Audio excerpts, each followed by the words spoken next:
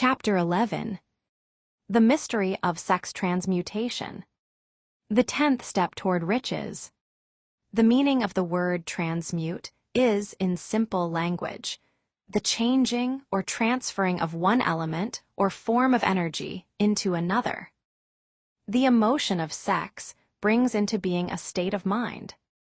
Because of ignorance on the subject, this state of mind is generally associated with the physical, and because of improper influences to which most people have been subjected in acquiring knowledge of sex, things essentially physical have highly biased the mind. The emotion of sex has back of it the possibility of 3 constructive potentialities. They are: 1. The perpetuation of mankind. 2. The maintenance of health. As a therapeutic agency, it has no equal. 3. The transformation of mediocrity into genius through transmutation. Sex transmutation is simple and easily explained. It means the switching of the mind from thoughts of physical expression to thoughts of some other nature. Sex desire is the most powerful of human desires. When driven by this desire, men develop keenness of imagination, courage, willpower, persistence, and creative ability unknown to them at other times. So strong and impelling is the desire for sexual contact that men freely run the risk of life and reputation to indulge it. When harnessed and redirected along other lines, this motivating force maintains all of its attributes of keenness of imagination, courage, etc., which may be used as powerful creative forces in literature, art, or in any other profession or calling, including, of course, the accumulation of riches. The transmutation of sex energy calls for the exercise of willpower, to be sure, but the reward is worth the effort. The desire for sexual expression is inborn and natural. The desire cannot and should not be submerged or eliminated, but it should be given an outlet through forms of expression which enrich the body, mind, and spirit of man. If not given this form of outlet through transmutation, it will seek outlets through purely physical channels. A river may be dammed and its water controlled for a time, but eventually it will force an outlet. The same is true of the emotion of sex. It may be submerged and controlled for a time, but its very nature causes it to be ever-seeking means of expression. If it is not transmuted into some creative effort, it will find a less worthy outlet. Fortunate, indeed, is the person who has discovered how to give sex emotion an outlet through some form of creative effort, for he has, by that discovery, lifted himself to the status of a genius. Scientific research has disclosed these significant facts. 1. The men of greatest achievement are men with highly developed sex natures, men who have learned the art of sex transmutation. 2. The men who have accumulated great fortunes and achieved outstanding recognition in literature, art, industry, architecture, and the professions were motivated by the influence of a woman.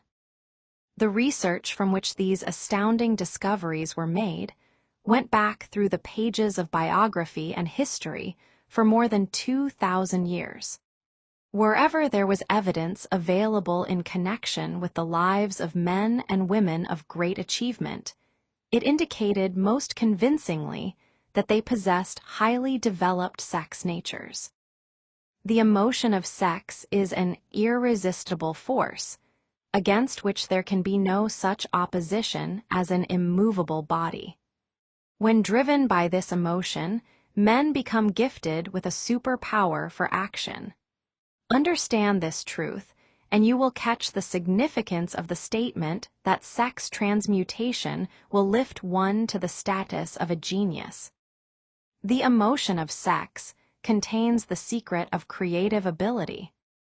Destroy the sex glands, whether in man or beast, and you have removed the major source of action. For proof of this, observe what happens to any animal after it has been castrated. A bull becomes as docile as a cow after it has been altered sexually. Sex alteration takes out of the male, whether man or beast, all the fight that was in him. Sex alteration of the female has the same effect. The 10 mind stimuli. The human mind responds to stimuli, through which it may be keyed up to high rates of vibration, known as enthusiasm, creative imagination, intense desire, etc. The stimuli to which the mind responds most freely are: 1. The desire for sex expression. 2. Love. 3. A burning desire for fame, power, or financial gain, money. 4. Music. 5. Friendship between either those of the same sex or those of the opposite sex. 6. A master-mind alliance based upon the harmony of 2 or more people who ally themselves for spiritual or temporal advancement. 7. Mutual suffering, such as that experienced by people who are persecuted. 8. Autosuggestion. 9. Fear. 10. Narcotics and alcohol. The desire for sex expression comes at the head of the list of stimuli, which most effectively step up the vibrations of the mind and start the wheels of physical action. 8 of these stimuli are natural and constructive.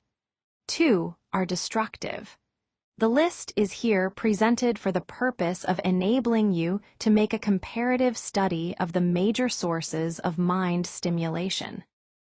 From this study, it will be readily seen that the emotion of sex is, by great odds, the most intense and powerful of all mind stimuli. This comparison is necessary as a foundation for proof of the statement that transmutation of sex energy may lift one to the status of a genius. Let us find out what constitutes a genius. Some wiseacre has said that a genius is a man who wears long hair, eats queer food, lives alone, and serves as a target for the joke makers. A better definition of a genius is a man who has discovered how to increase the vibrations of thought to the point where he can freely communicate with sources of knowledge not available through the ordinary rate of vibration of thought. The person who thinks will want to ask some questions concerning this definition of genius. The first question will be, how may one communicate with sources of knowledge which are not available through the ordinary rate of vibration of thought? The next question will be, are there known sources of knowledge which are available only to genii, and if so, what are these sources, and exactly how may they be reached? We shall offer proof of the soundness of some of the more important statements made in this book, or, at least, we shall offer evidence through which you may secure your own proof through experimentation. And in doing so, we shall answer both of these questions. Genius is developed through the sixth sense. The reality of a sixth sense has been fairly well established. This sixth sense is creative imagination. The faculty of creative imagination is one which the majority of people never use during an entire lifetime, and if used at all, it usually happens by mere accident. A relatively small number of people use, with deliberation and purpose, AFORETHOUGHT, the faculty of creative imagination. Those who use this faculty voluntarily and with understanding of its functions are genii. The faculty of creative imagination is the direct link between the finite mind of man and infinite intelligence. All so-called revelations, referred to in the realm of religion, and all discoveries of basic or new principles in the field of invention, take place through the faculty of creative imagination. When ideas or concepts flash into one's mind through what is popularly called a hunch, they come from one or more of the following sources. 1. Infinite intelligence. 2. One's subconscious mind, wherein is stored every sense impression and thought impulse which ever reached the brain through any of the 5 senses. 3. From the mind of some other person who has just released the thought or picture of the idea or concept through conscious thought, or 4. From the other person's subconscious storehouse. There are no other known sources from which inspired ideas or hunches may be received. The creative imagination functions best when the mind is vibrating, due to some form of mind stimulation at an exceedingly high rate.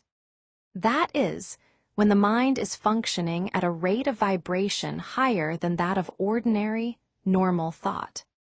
When brain action has been stimulated through one or more of the 10 mind stimulants, it has the effect of lifting the individual far above the horizon of ordinary thought and permits him to envision distance, scope, and quality of thoughts not available on the lower plane, such as that occupied while one is engaged in the solution of the problems of business and professional routine.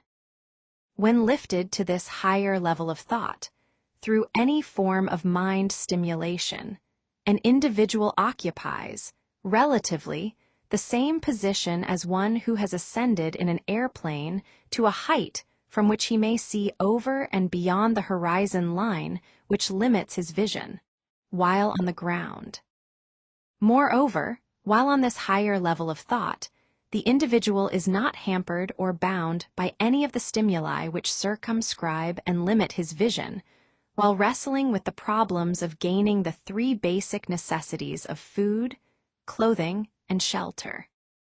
He is in a world of thought in which the ordinary workaday thoughts have been as effectively removed as are the hills and valleys and other limitations of physical vision, when he rises in an airplane. While on this exalted plane of thought, the creative faculty of the mind is given freedom for action. The way has been cleared for the 6th sense to function. It becomes receptive to ideas which could not reach the individual under any other circumstances. The 6th sense is the faculty which marks the difference between a genius and an ordinary individual. The creative faculty becomes more alert and receptive to vibrations, originating outside the individual's subconscious mind. The more this faculty is used, and the more the individual relies upon it and makes demands upon it for thought impulses. This faculty can be cultivated and developed only through use. That which is known as one's conscience operates entirely through the faculty of the 6th sense. The great artists, writers, musicians, and poets become great because they acquire the habit of relying upon the still small voice which speaks from within through the faculty of creative imagination. It is a fact well known to people who have keen imaginations that their best ideas come through so-called hunches. There is a great orator who does not attain to greatness until he closes his eyes and begins to rely entirely upon the faculty of creative imagination. When asked why he closed his eyes just before the climaxes of his oratory, he replied, "I do it because then I speak through ideas which come to me from within." One of America's most successful and best-known financiers followed the habit of closing his eyes for 2 or 3 minutes before making a decision. When asked why he did this, he replied, "With my eyes closed, I am able to draw upon a source of superior intelligence." The late Dr. Elmer R. Gates of Chevy Chase, Maryland, created more than 200 useful patents, many of them basic, through the process of cultivating and using the creative faculty. His method is both significant and interesting to one interested in attaining to the status of genius, in which category Dr. Gates unquestionably belonged. Dr. Gates was one of the really great, though less publicized scientists of the world. In his laboratory, he had what he called his personal communication room. It was practically soundproof, and so arranged that all light could be shut out. It was equipped with a small table on which he kept a pad of writing paper. In front of the table, on the wall, was an electric push-button, which controlled the lights. When Dr. Gates desired to draw upon the forces available to him through his creative imagination, he would go into this room, seat himself at the table, shut off the lights, and concentrate upon the known factors of the invention on which he was working, remaining in that position until ideas began to flash into his mind in connection with the unknown factors of the invention. On one occasion, ideas came through so fast that he was forced to write for almost 3 hours. When the thoughts stopped flowing and he examined his notes, he found they contained a minute description of principles which had not a parallel among the known data of the scientific world. Moreover, the answer to his problem was intelligently presented in those notes. In this manner, Dr. Gates completed over 200 patents, which had been begun, but not completed, by half-baked brains. Evidence of the truth of this statement is in the United States Patent Office. Dr. Gates earned his living by sitting for ideas for individuals and corporations. Some of the largest corporations in America paid him substantial fees by the hour for sitting for ideas. The reasoning faculty is often faulty because it is largely guided by one's accumulated experience. Not all knowledge, which one accumulates through experience, is accurate. Ideas received through the creative faculty are much more reliable, for the reason that they come from sources more reliable than any which are available to the reasoning faculty of the mind.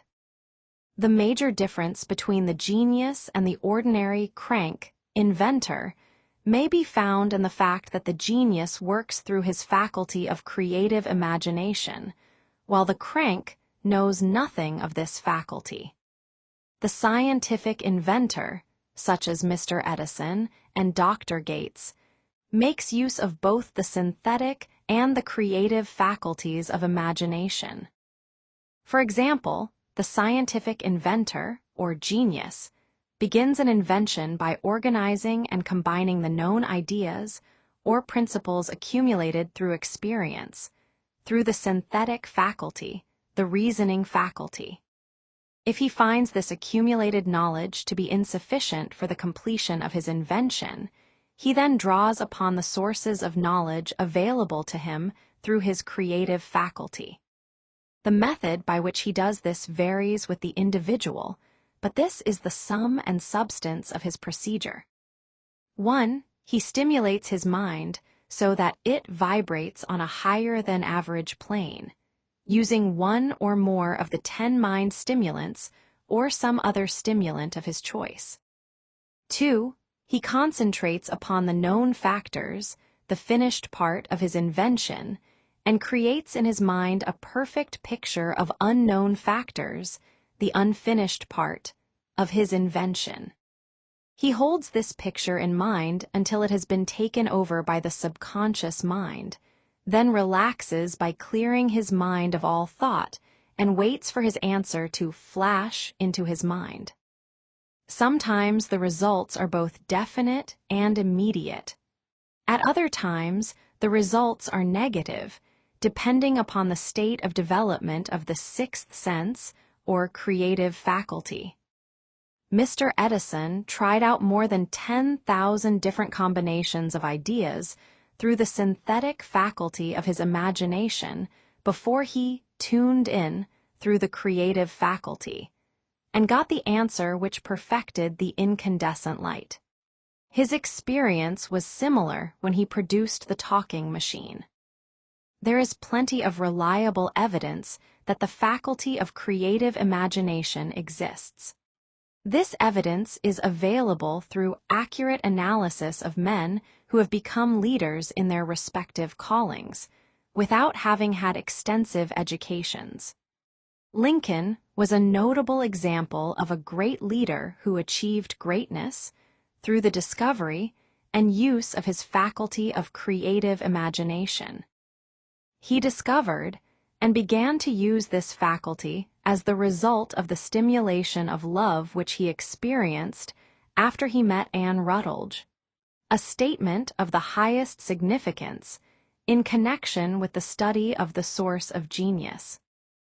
The pages of history are filled with the records of great leaders whose achievements may be traced directly to the influence of women who aroused the creative faculties of their minds through the stimulation of sex desire. Napoleon Bonaparte was one of these. When inspired by his first wife, Josephine, he was irresistible and invincible. When his better judgment or reasoning faculty prompted him to put Josephine aside, he began to decline. His defeat and St. Helena were not far distant. If good taste would permit, we might easily mention scores of men, well known to the American people, who climbed to great heights of achievement under the stimulating influence of their wives, only to drop back to destruction after money and power went to their heads, and they put aside the old wife for a new one. Napoleon was not the only man to discover that sex influence, from the right source, is more powerful than any substitute of expediency, which may be created by mere reason. The human mind responds to stimulation. Among the greatest and most powerful of these stimuli is the urge of sex. When harnessed and transmuted, this driving force is capable of lifting men into that higher sphere of thought which enables them to master the sources of worry and petty annoyance which beset their pathway on the lower plane. Unfortunately, only the genii have made the discovery. Others have accepted the experience of sex urge, without discovering one of its major potentialities of fact, which accounts for the great number of others, as compared to the limited number of genii. For the purpose of refreshing the memory, in connection with the facts available from the biographies of certain men, we here present the names of a few men of outstanding achievement, each of whom was known to have been of a highly sexed nature. The genius which was theirs undoubtedly found its source of power in transmuted sex energy. George Washington, Napoleon Bonaparte, William Shakespeare, Abraham Lincoln, Ralph Waldo Emerson, Robert Burns, Thomas J.F. Edison, ELBRT, HUBBRD, ELBRT H. Gary, Oscar W.L.D., WODROW Wilson, John H. Patterson, Andrew Jackson, ENRICO CRUSO. Your own knowledge of biography will enable you to add to this list. Find, if you can, a single man in all history of civilization who achieved outstanding success in any calling, who was not driven by a well-developed sex nature.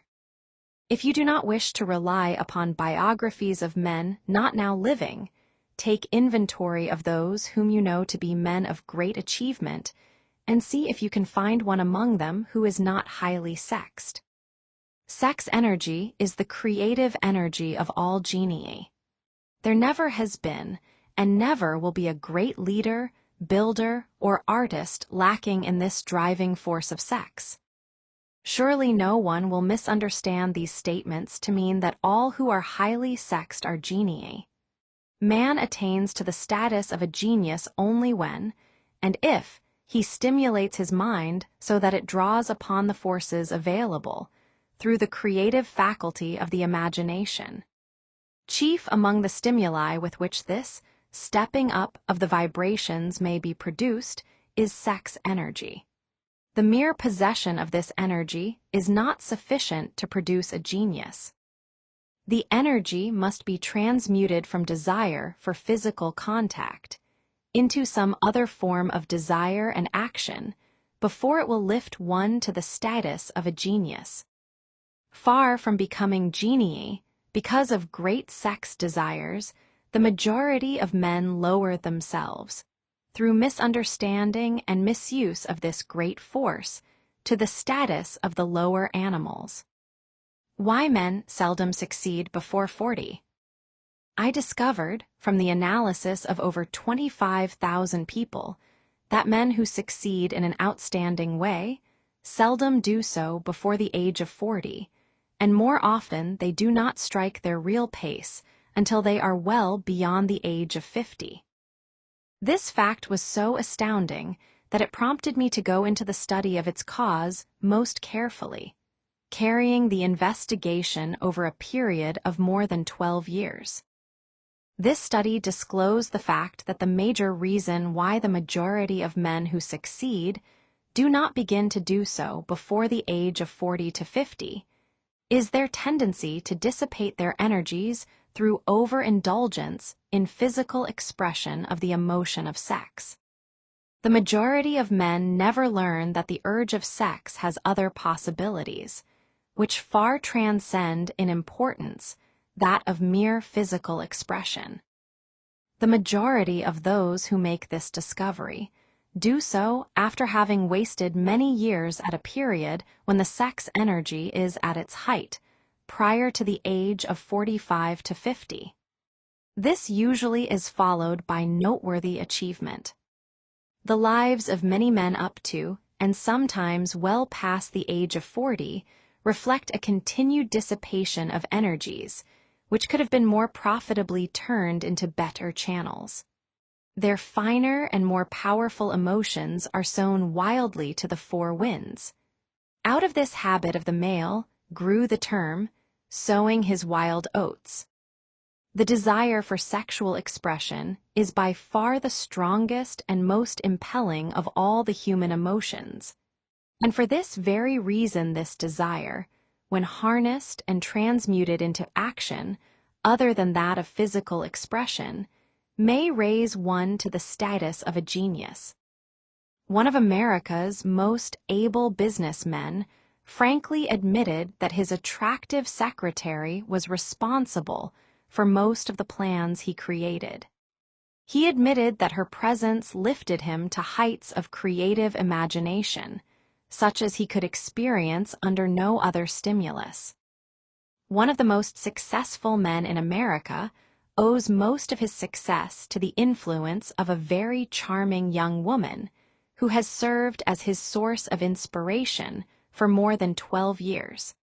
Everyone knows the man to whom this reference is made, but not everyone knows the real source of his achievements. History is not lacking in examples of men who attain to the status of genii as the result of the use of artificial mind stimulants in the form of alcohol and narcotics. Edgar Allan Poe wrote The Raven while under the influence of liquor, dreaming dreams that mortal never dared to dream before.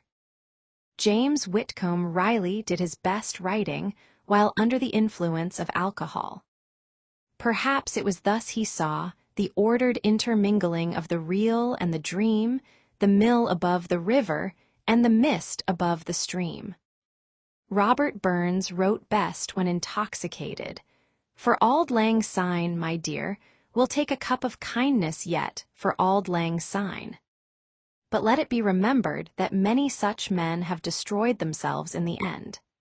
Nature has prepared her own potions with which men may safely stimulate their minds, so they vibrate on a plane that enables them to tune in to fine and rare thoughts which come from no man knows where. No satisfactory substitute for nature's stimulants has ever been found. It is a fact well known to psychologists that there is a very close relationship between sex desires and spiritual urges a fact, which accounts for the peculiar behavior of people who participate in the orgies known as religious revivals, common among the primitive types.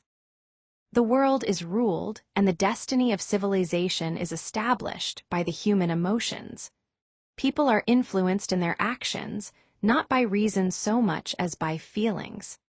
The creative faculty of the mind is set into action entirely by emotions and not by cold reason. The most powerful of all human emotions is that of sex. There are other mind stimulants, some of which have been listed, but no one of them, nor all of them combined, can equal the driving power of sex. A mind stimulant is any influence which will either temporarily or permanently increase the vibrations of thought. The 10 major stimulants described are those most commonly resorted to. Through these sources one may commune with infinite intelligence, or enter, at will, the storehouse of the subconscious mind, either one's own or that of another person, a procedure which is all there is of genius. A teacher, who has trained and directed the efforts of more than 30,000 salespeople, made the astounding discovery that highly sexed men are the most efficient salesmen. The explanation is that the factor of personality known as personal magnetism is nothing more nor less than sex energy. Highly sexed people always have a plentiful supply of magnetism. Through cultivation and understanding, this vital force may be drawn upon and used to great advantage in the relationships between people. This energy may be communicated to others through the following media. 1. The handshake. The touch of the hand indicates, instantly, the presence of magnetism or the lack of it. 2. The tone of voice. Magnetism, or sex energy, is the factor with which the voice may be colored or made musical and charming. 3. Posture and carriage of the body. Highly sexed people move briskly and with grace and ease. 4. The vibrations of thought. Highly sexed people mix the emotion of sex with their thoughts, or may do so at will, and in that way may influence those around them. 5. Body adornment. People who are highly sexed are usually very careful about their personal appearance. They usually select clothing of a style becoming to their personality, physique, complexion, etc. When employing salesmen, the more capable sales manager looks for the quality of personal magnetism as the first requirement of a salesman. People who lack sex energy will never become enthusiastic nor inspire others with enthusiasm, and enthusiasm is one of the most important requisites in salesmanship, no matter what one is selling. The public speaker, orator, preacher, lawyer, or salesman who is lacking in sex energy is a flop, as far as being able to influence others is concerned. Couple with this the fact that most people can be influenced only through an appeal to their emotions, and you will understand the importance of sex energy as a part of the salesman's native ability. Master salesmen attain the status of mastery in selling because they, either consciously or unconsciously, transmute the energy of sex into sales enthusiasm. In this statement may be found a very practical suggestion as to the actual meaning of sex transmutation. The salesman who knows how to take his mind off the subject of sex and direct it in sales effort with as much enthusiasm and determination as he would apply to its original purpose, has acquired the art of sex transmutation, whether he knows it or not. The majority of salesmen who transmute their sex energy do so without being in the least aware of what they are doing or how they are doing it. Transmutation of sex energy calls for more willpower than the average person cares to use for this purpose. Those who find it difficult to summon willpower sufficient for transmutation may gradually acquire this ability. Though this requires willpower, the reward for the practice is more than worth the effort. The entire subject of sex is one with which the majority of people appear to be unpardonably ignorant. The urge of sex has been grossly misunderstood, slandered, and burlesqued by the ignorant and the evil-minded for so long that the very word sex is seldom used in polite society. Men and women who are known to be blessed with highly sex natures, are usually looked upon as being people who will bear watching. Instead of being called blessed, they are usually called cursed. Millions of people, even in this age of enlightenment, have inferiority complexes which they developed because of this false belief that a highly sexed nature is a curse. These statements of the virtue of sex energy should not be construed as justification for the libertine. The emotion of sex is a virtue only when used intelligently and with discrimination. It may be misused, and often is, to such an extent that it debases, instead of enriches, both body and mind. The better use of this power is the burden of this chapter. It seemed quite significant to the author when he made the discovery that practically every great leader whom he had the privilege of analyzing was a man whose achievements were largely inspired by a woman. In many instances, the woman in the case was a modest, self-denying wife of whom the public had heard but little or nothing. In a few instances, the source of inspiration has been traced to the other woman. Perhaps such cases may not be entirely unknown to you. Intemperance in sex habits is just as detrimental as intemperance in habits of drinking and eating. In this age in which we live, an age which began with the World War, intemperance in habits of sex is common. This orgy of indulgence may account for the shortage of great leaders. No man can avail himself of the forces of his creative imagination while dissipating them. Man is the only creature on earth which violates nature's purpose in this connection. Every other animal indulges its sex nature in moderation and with purpose which harmonizes with the laws of nature. Every other animal responds to the call of sex only in season. Man's inclination is to declare open season. Every intelligent person knows that stimulation in excess, through alcoholic drink and narcotics, is a form of intemperance which destroys the vital organs of the body, including the brain. Not every person knows, however, that overindulgence in sex expression may become a habit as destructive and as detrimental to creative effort as narcotics or liquor. A sex-mad man is not essentially different than a dope-mad man. Both have lost control over their faculties of reason and willpower. Sexual overindulgence may not only destroy reason and willpower, but it may also lead to either temporary or permanent insanity. Many cases of hypochondria, imaginary illness, grow out of habits developed in ignorance of the true function of sex. From these brief references to the subject, it may be readily seen that ignorance on the subject of sex transmutation forces stupendous penalties upon the ignorant on the one hand, and withholds from them equally stupendous benefits on the other. Widespread ignorance on the subject of sex is due to the fact that the subject has been surrounded with mystery and beclouded by dark silence. The conspiracy of mystery and silence has had the same effect upon the minds of young people that the psychology of prohibition had.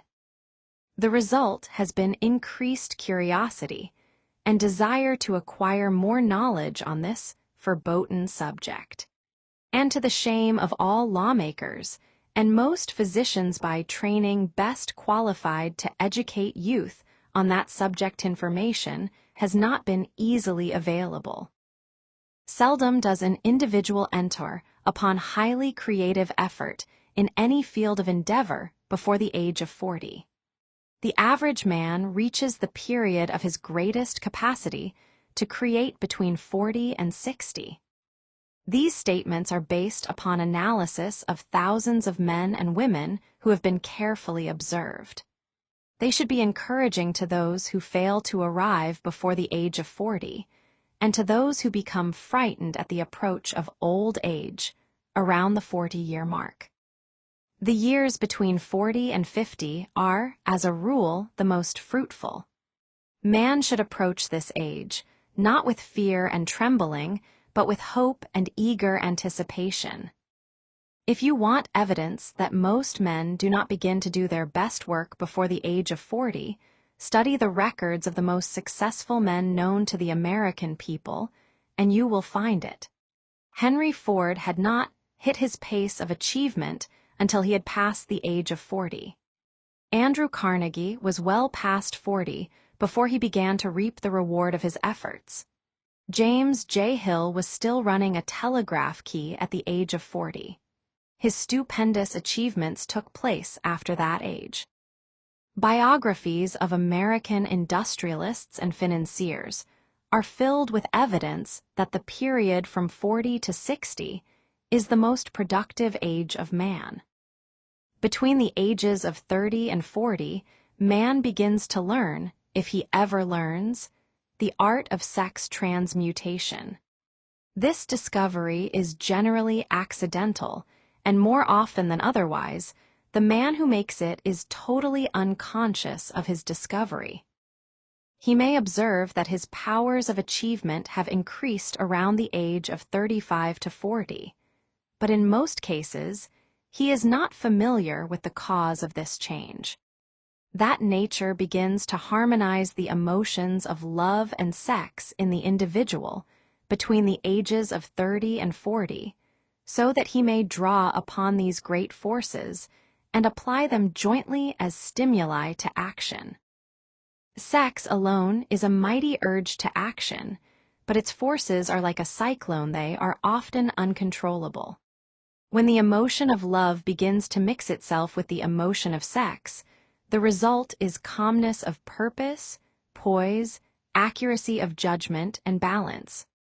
What person who has attained to the age of 40 is so unfortunate as to be unable to analyze these statements and to corroborate them by his own experience?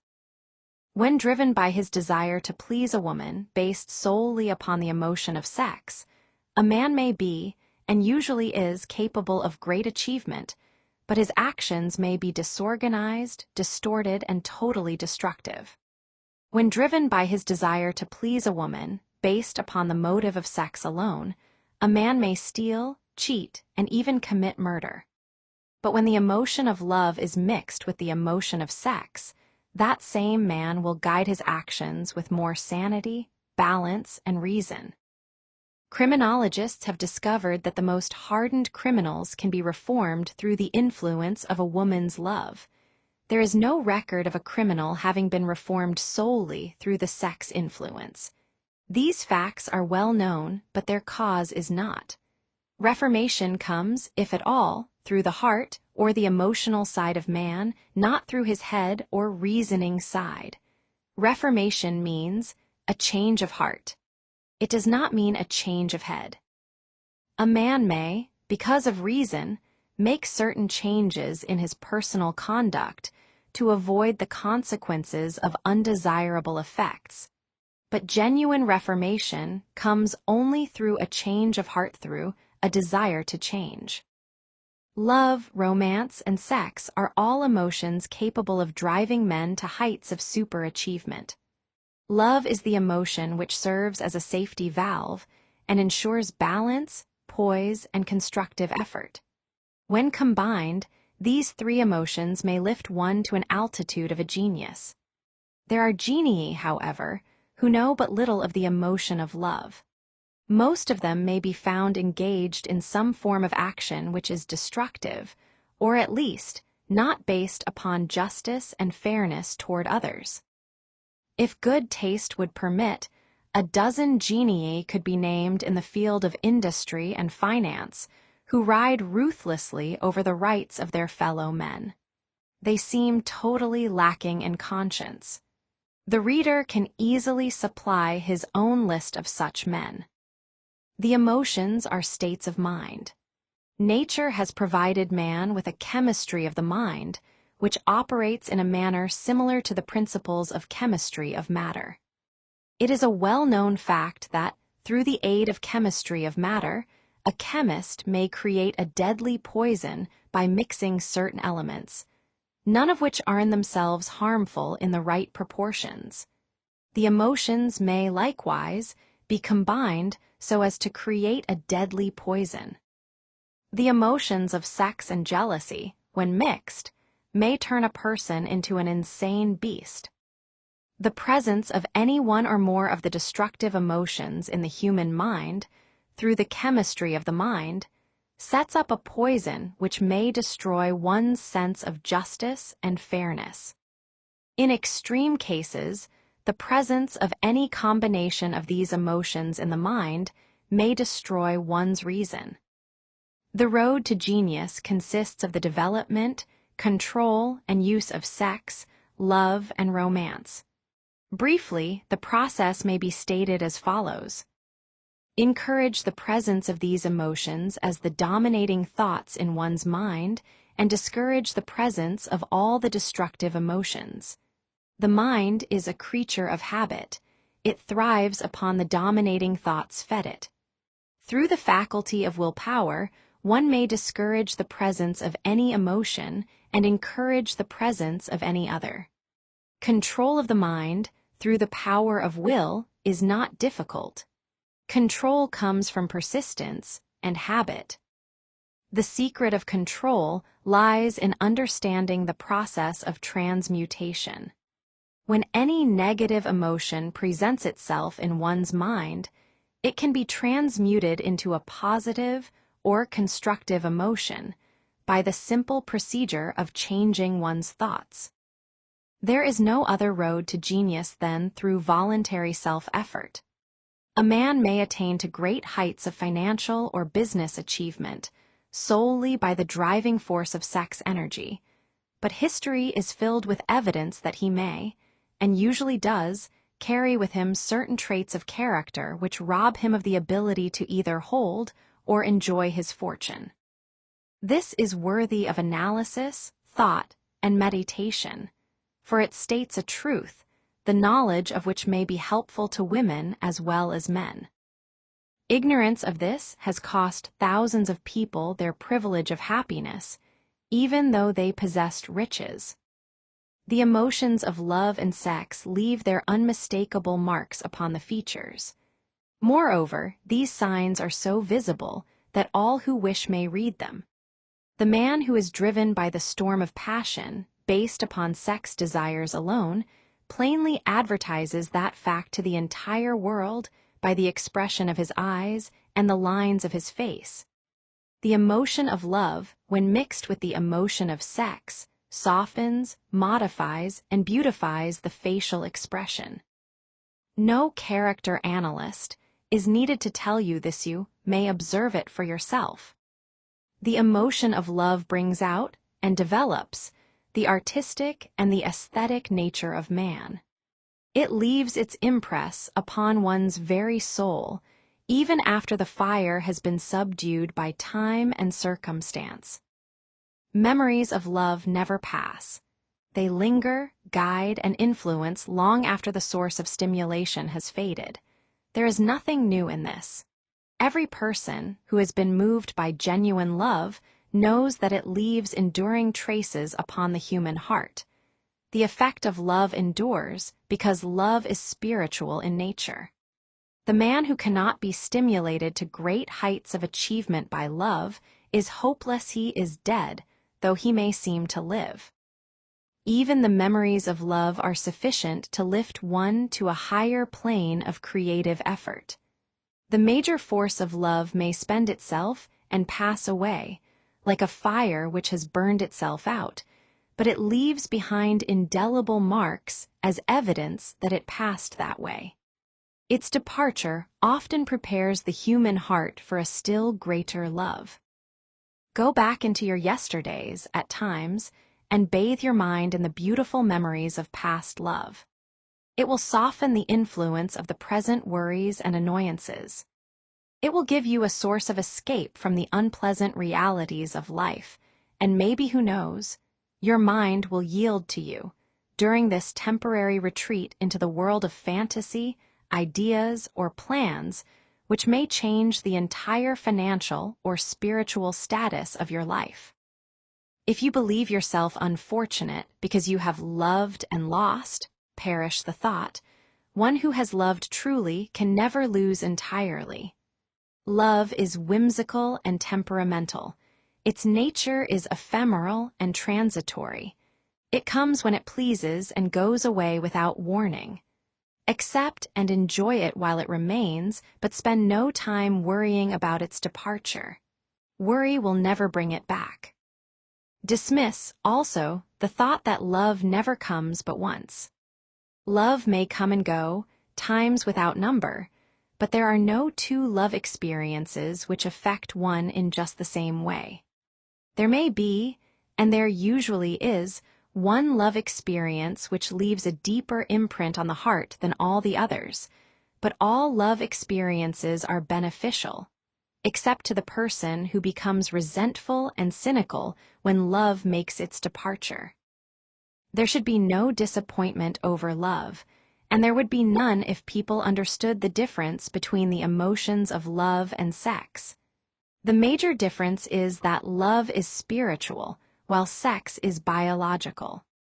No experience, which touches the human heart with a spiritual force, can possibly be harmful except through ignorance or jealousy.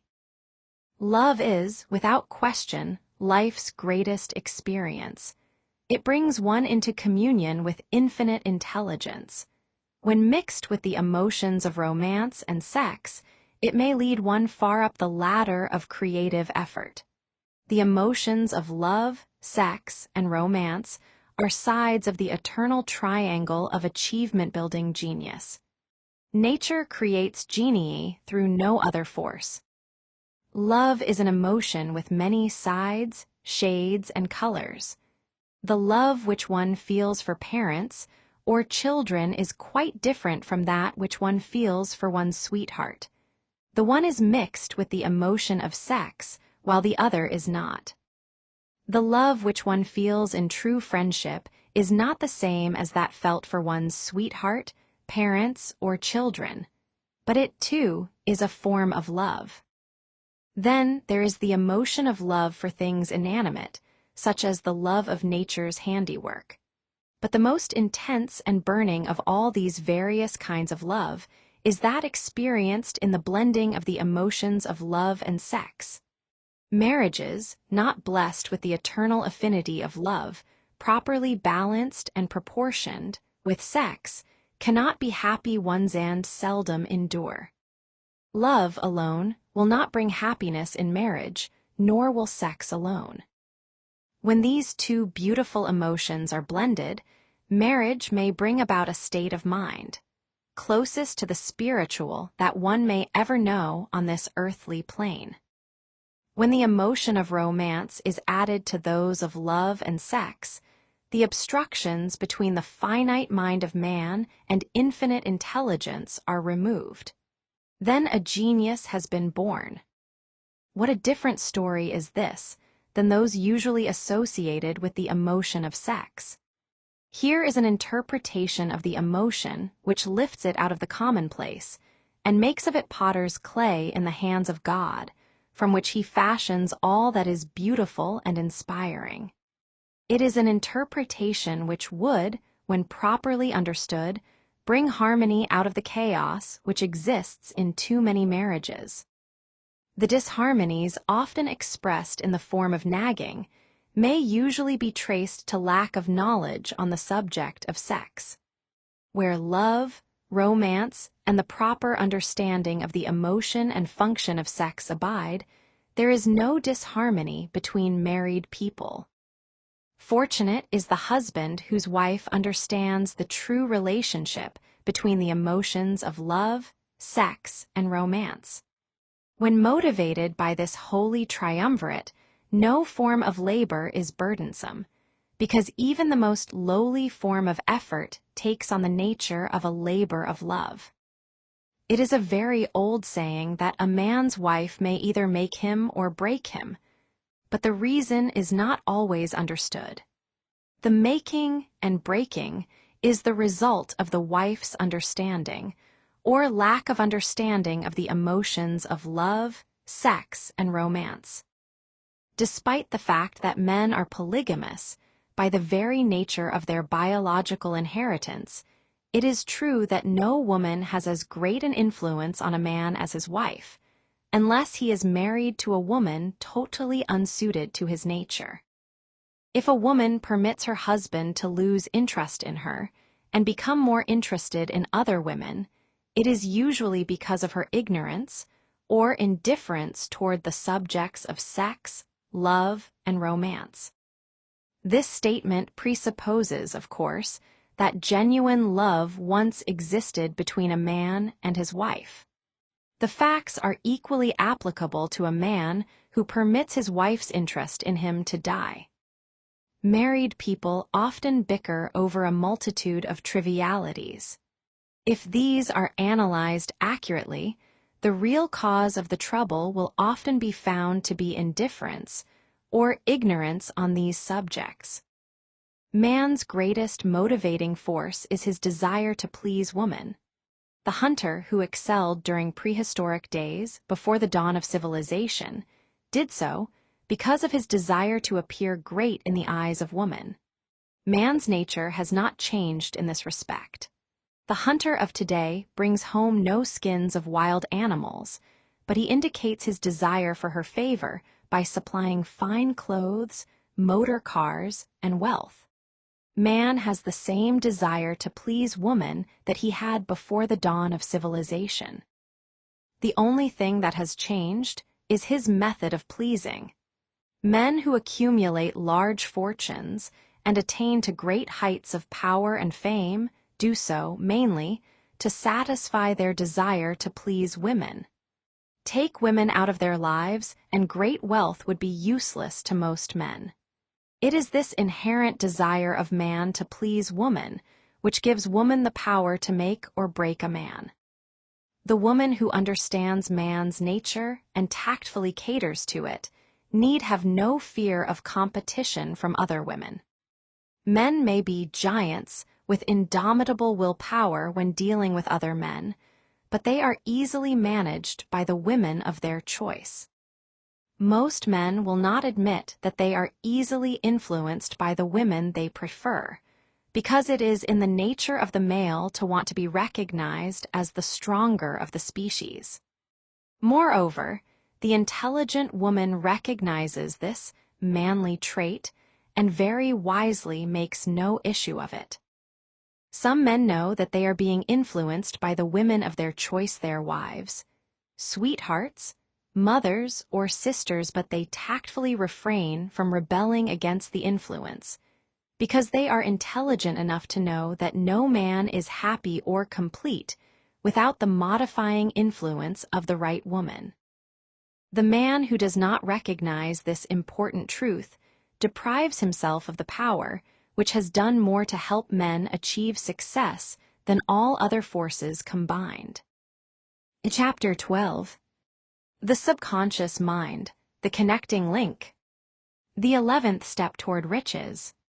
The subconscious mind consists of a field of consciousness, in which every impulse of thought that reaches the objective mind through any of the 5 senses is classified and recorded, and from which thoughts may be recalled or withdrawn as letters may be taken from a filing cabinet.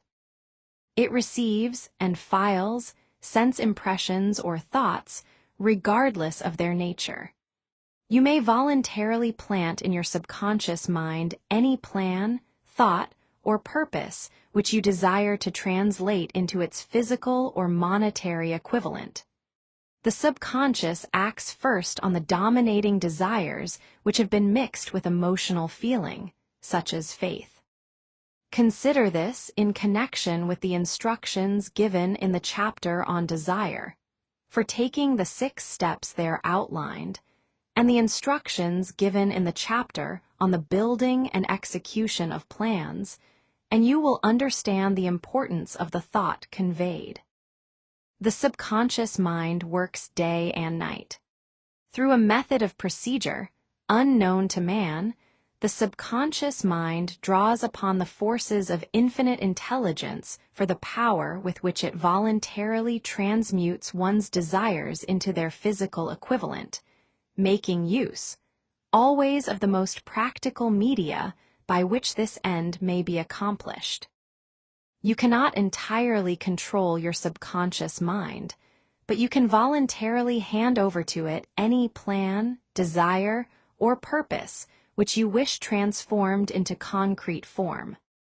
Read, again, instructions for using the subconscious mind in the chapter on autosuggestion.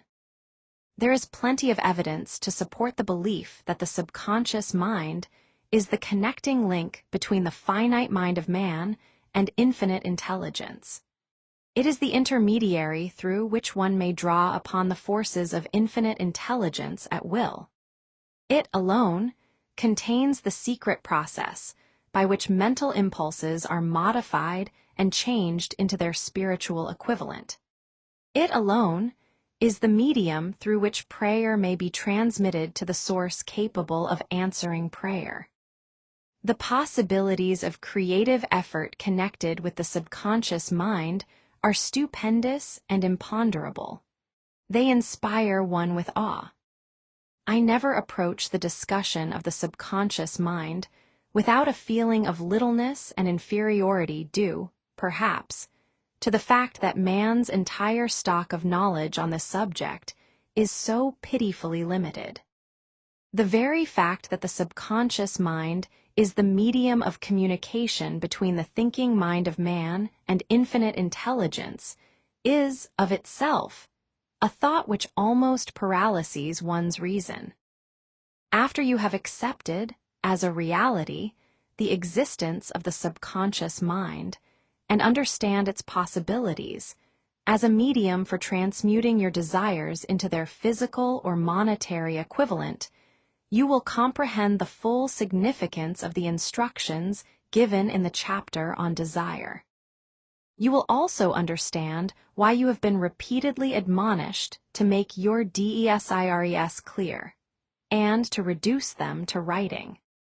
You will also understand the necessity of persistence in carrying out instructions. The 13 principles are the stimuli with which you acquire the ability to reach and to influence your subconscious mind. Do not become discouraged if you cannot do this upon the first attempt. Remember that the subconscious mind may be voluntarily directed only through habit, under the directions given in the chapter on faith. You have not yet had time to master faith. Be patient. Be persistent. A good many statements in the chapters on faith and autosuggestion will be repeated here, for the benefit of your subconscious mind. Remember, your subconscious mind functions voluntarily, whether you make any effort to influence it or not. This, naturally, suggests to you that thoughts of fear and poverty, and all negative thoughts serve as stimuli to your subconscious mind, unless you master these impulses and give it more desirable food upon which it may feed. The subconscious mind will not remain idle. If you fail to plant desires in your subconscious mind, it will feed upon the thoughts which reach it as the result of your neglect. We have already explained that thought impulses, both negative and positive, are reaching the subconscious mind continuously, from the 4 sources which were mentioned in the chapter on sex transmutation. For the present, it is sufficient if you remember that you are living daily, in the midst of all manner of thought impulses which are reaching your subconscious mind without your knowledge. Some of these impulses are negative, some are positive. You are now engaged in trying to help shut off the flow of negative impulses and to aid in voluntarily influencing your subconscious mind through positive impulses of desire. When you achieve this, you will possess the key which unlocks the door to your subconscious mind. Moreover, you will control that door so completely that no undesirable thought may influence your subconscious mind. Everything which man creates begins in the form of a thought impulse. Man can create nothing which he does not first conceive in thought. Through the aid of the imagination, thought impulses may be assembled into plans. The imagination, when under control, may be used for the creation of plans or purposes that lead to success in one's chosen occupation. All thought impulses, intended for transmutation into their physical equivalent, voluntarily planted in the subconscious mind, must pass through the imagination and be mixed with faith.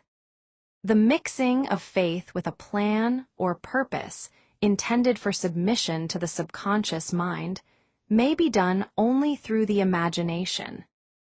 From these statements, you will readily observe that voluntary use of the subconscious mind calls for coordination and application of all the principles. Ella Wheeler Wilcox gave evidence of her understanding of the power of the subconscious mind when she wrote, "You never can tell what a thought will do in bringing you hate or love. For thoughts are things, and their airy wings are swifter than carrier doves. They follow the law of the universe. Each thing creates its kind, and they speed o'er the track to bring you back whatever went out from your mind." Mrs. Wilcox understood the truth that thoughts which go out from one's mind also immed themselves deeply in one's subconscious mind, where they serve as a magnet, pattern, or blueprint by which the subconscious mind is influenced while translating them into their physical equivalent. Thoughts are truly things, for the reason that every material thing begins in the form of thought energy. The subconscious mind is more susceptible to influence by impulses of thought mixed with feeling or emotion than by those originating solely in the reasoning portion of the mind. In fact, there is much evidence to support the theory that only emotionalized thoughts have any action influence upon the subconscious mind. It is a well-known fact that emotion or feeling rules the majority of people. If it is true that the subconscious mind responds more quickly to and is influenced more readily by thought impulses which are well mixed with emotion, it is essential to become familiar with the more important of the emotions. There are 7 major positive emotions and 7 major negative emotions. The negatives voluntarily inject themselves into the thought impulses, which ensure passage into the subconscious mind. The positives must be injected, through the principle of autosuggestion, into the thought impulses which an individual wishes to pass on to his subconscious mind. Instructions have been given in the chapter on autosuggestion. These emotions, or feeling impulses, may be likened to yeast in a loaf of bread, because they constitute the action element, which transforms thought impulses from the passive to the active state. Thus may one understand why thought impulses, which have been well mixed with emotion, are acted upon more readily than thought impulses originating in cold reason. You are preparing yourself to influence and control the inner audience of your subconscious mind in order to hand over to it the desire for money, which you wish transmuted into its monetary equivalent. It is essential, therefore, that you understand the method of approach to this inner audience. You must speak its language, or it will not heed your call. It understands best the language of emotion or feeling. Let us, therefore, describe here the 7 major positive emotions and the 7 major negative emotions, so that you may draw upon the positives and avoid the negatives when giving instructions to your subconscious mind. The 7 major positive emotions: the emotion of desire, the emotion of faith, the emotion of love, the emotion of sex, the emotion of enthusiasm, the emotion of romance, the emotion of hope. There are other positive emotions, but these are the 7 most powerful and the ones most commonly used in creative effort. Master these 7 emotions. They can be mastered only by use, and the other positive emotions will be at your command when you need them. Remember, in this connection, that you are studying a book which is intended to help you develop a money consciousness by filling your mind with positive emotions. One does not become money conscious by filling one's mind with negative emotions. The 7 major negative emotions. To be avoided: the emotion of fear, the emotion of jealousy, the emotion of hatred, the emotion of revenge, the emotion of greed, the emotion of superstition, the emotion of anger. Positive and negative emotions cannot occupy the mind at the same time. One or the other must dominate. It is your responsibility to make sure that positive emotions constitute the dominating influence of your mind. Here the law of habit will come to your aid. Form the habit of applying and using the positive emotions. Eventually, they will dominate your mind so completely that the negatives cannot enter it. Only by following these instructions literally and continuously can you gain control over your subconscious mind. The presence of a single negative in your conscious mind is sufficient to destroy all chances of constructive aid from your subconscious mind. If you are an observing person, you must have noticed that most people resort to prayer only after everything else has failed. Or else they pray by a ritual of meaningless words. And, because it is a fact that most people who pray do so only after everything else has failed, they go to prayer with their minds filled with fear and doubt, which are the emotions the subconscious mind acts upon and passes on to infinite intelligence. Likewise, that is the emotion which infinite intelligence receives and acts upon. If you pray for a thing, but have fear as you pray, that you may not receive it, or that your prayer will not be acted upon by infinite intelligence, your prayer will have been in vain. Prayer does, sometimes, result in the realization of that for which one prays. If you have ever had the experience of receiving that for which you prayed, go back in your memory and recall your actual state of mind while you were praying, and you will know, for sure, that the theory here described is more than a theory. The time will come when the schools and educational institutions of the country will teach the science of prayer. Moreover, then prayer may be and will be reduced to a science. When that time comes, it will come as soon as mankind is ready for it and demands it. No one will approach the universal mind in a state of fear, for the very good reason that there will be no such emotion as fear. Ignorance, superstition, and false teaching will have disappeared, and man will have attained his true status as a child of infinite intelligence. A few have already attained this blessing. If you believe this prophecy is far-fetched, take a look at the human race in retrospect. Less than 100 years ago, men believed the lightning to be evidence of the wrath of God and feared it.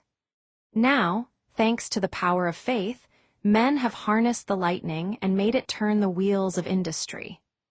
Much less than 100 years ago, men believed the space between the planets to be nothing but a great void, a stretch of dead nothingness. Now, thanks to this same power of faith, men know that far from being either dead or a void, the space between the planets is very much alive, that it is the highest form of vibration known, excepting, perhaps, the vibration of thought. Moreover, men know that this living, pulsating, vibratory energy which permeates every atom of matter and fills every niche of space, connects every human brain with every other human brain. What reason have men to believe that this same energy does not connect every human brain with infinite intelligence? There are no toll gates between the finite mind of man and infinite intelligence. The communication costs nothing except patience, faith, persistence, understanding, and a sincere desire to communicate. Moreover, the approach can be made only by the individual himself. Paid prayers are worthless. Infinite intelligence does no business by proxy. You either go direct or you do not communicate. You may buy prayer books and repeat them until the day of your doom without avail.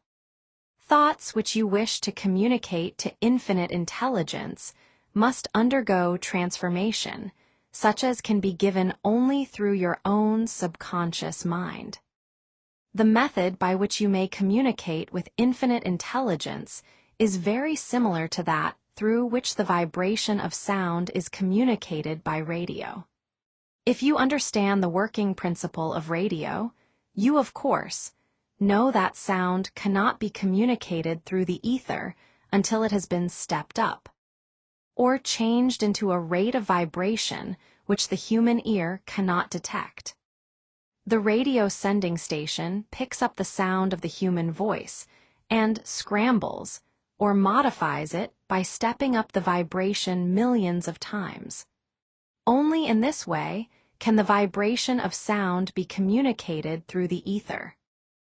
After this transformation has taken place, the ether picks up the energy, which originally was in the form of vibrations of sound, carries that energy to radio receiving stations, and these receiving sets step that energy back down to its original rate of vibration, so it is recognized as sound. The subconscious mind is the intermediary, which translates one's prayers into terms which infinite intelligence can recognize, presents the message, and brings back the answer in the form of a definite plan or idea for procuring the object of the prayer. Understand this principle, and you will know why mere words read from a prayer book cannot, and will never serve as an agency of communication between the mind of man and infinite intelligence. Before your prayer will reach infinite intelligence, a statement of the author's theory only, it probably is transformed from its original thought vibration into terms of spiritual vibration. Faith is the only known agency which will give your thoughts a spiritual nature. Faith and fear make poor bedfellows. Where one is found, the other cannot exist. Chapter 13. The Brain. A broadcasting and receiving station for thought. The 12th step toward riches. More than 20 years ago, the author, working in conjunction with the late Dr. Alexander Graham Bell and Dr. Elmer R. Gates, observed that every human brain is both a broadcasting and receiving station for the vibration of thought. Through the medium of the ether, in a fashion similar to that employed by the radio broadcasting principle, every human brain is capable of picking up vibrations of thought which are being released by other brains. In connection with the statement in the preceding paragraph, compare and consider the description of the creative imagination, as outlined in the chapter on imagination. The creative imagination is the receiving set of the brain, which receives thoughts released by the brains of others. It is the agency of communication between one's conscious or reasoning mind and the four sources from which one may receive thought stimuli. When stimulated, or stepped up to a high rate of vibration, the mind becomes more receptive to the vibration of thought which reaches it through the ether from outside sources. This stepping up process takes place through the positive emotions or the negative emotions. Through the emotions, the vibrations of thought may be increased. Vibrations of an exceedingly high rate are the only vibrations picked up and carried by the ether from one brain to another. Thought is energy traveling at an exceedingly high rate of vibration. Thought, which has been modified or stepped up by any of the major emotions, vibrates at a much higher rate than ordinary thought, and it is this type of thought which passes from one brain to another through the broadcasting machinery of the human brain. The emotion of sex stands at the head of the list of human emotions as far as intensity and driving force are concerned. The brain, which has been stimulated by the emotion of sex, vibrates at a much more rapid rate than it does when that emotion is quiescent or absent. The result of sex transmutation is the increase of the rate of vibration of thoughts to such a pitch that the creative imagination becomes highly receptive to ideas, which it picks up from the ether. On the other hand, when the brain is vibrating at a rapid rate, it not only attracts thoughts and ideas released by other brains through the medium of the ether, but it gives to one's own thoughts that feeling, which is essential before those thoughts will be picked up and acted upon by one's subconscious mind. Thus, you will see that the broadcasting principle is the factor through which you mix feeling or emotion with your thoughts and pass them on to your subconscious mind. The subconscious mind is the sending station of the brain through which vibrations of thought are broadcast. The creative imagination is the receiving set through which the vibrations of thought are picked up from the ether. Along with the important factors of the subconscious mind and the faculty of the creative imagination, which constitute the sending and receiving sets of your mental broadcasting machinery, consider now the principle of autosuggestion, which is the medium by which you may put into operation your broadcasting station. Through the instructions described in the chapter on autosuggestion, you were definitely informed of the method by which desire may be transmuted into its monetary equivalent. Operation of your mental broadcasting station is a comparatively simple procedure. You have but 3 principles to bear in mind and to apply when you wish to use your broadcasting station: the subconscious mind, creative imagination, and autosuggestion. The stimuli through which you put these 3 principles into action have been described. The procedure begins with desire. The greatest forces are intangible. The Depression brought the world to the very borderline of understanding of the forces which are intangible and unseen. Through the ages which have passed, man has depended too much upon his physical senses and has limited his knowledge to physical things, which he could see, touch, weigh, and measure.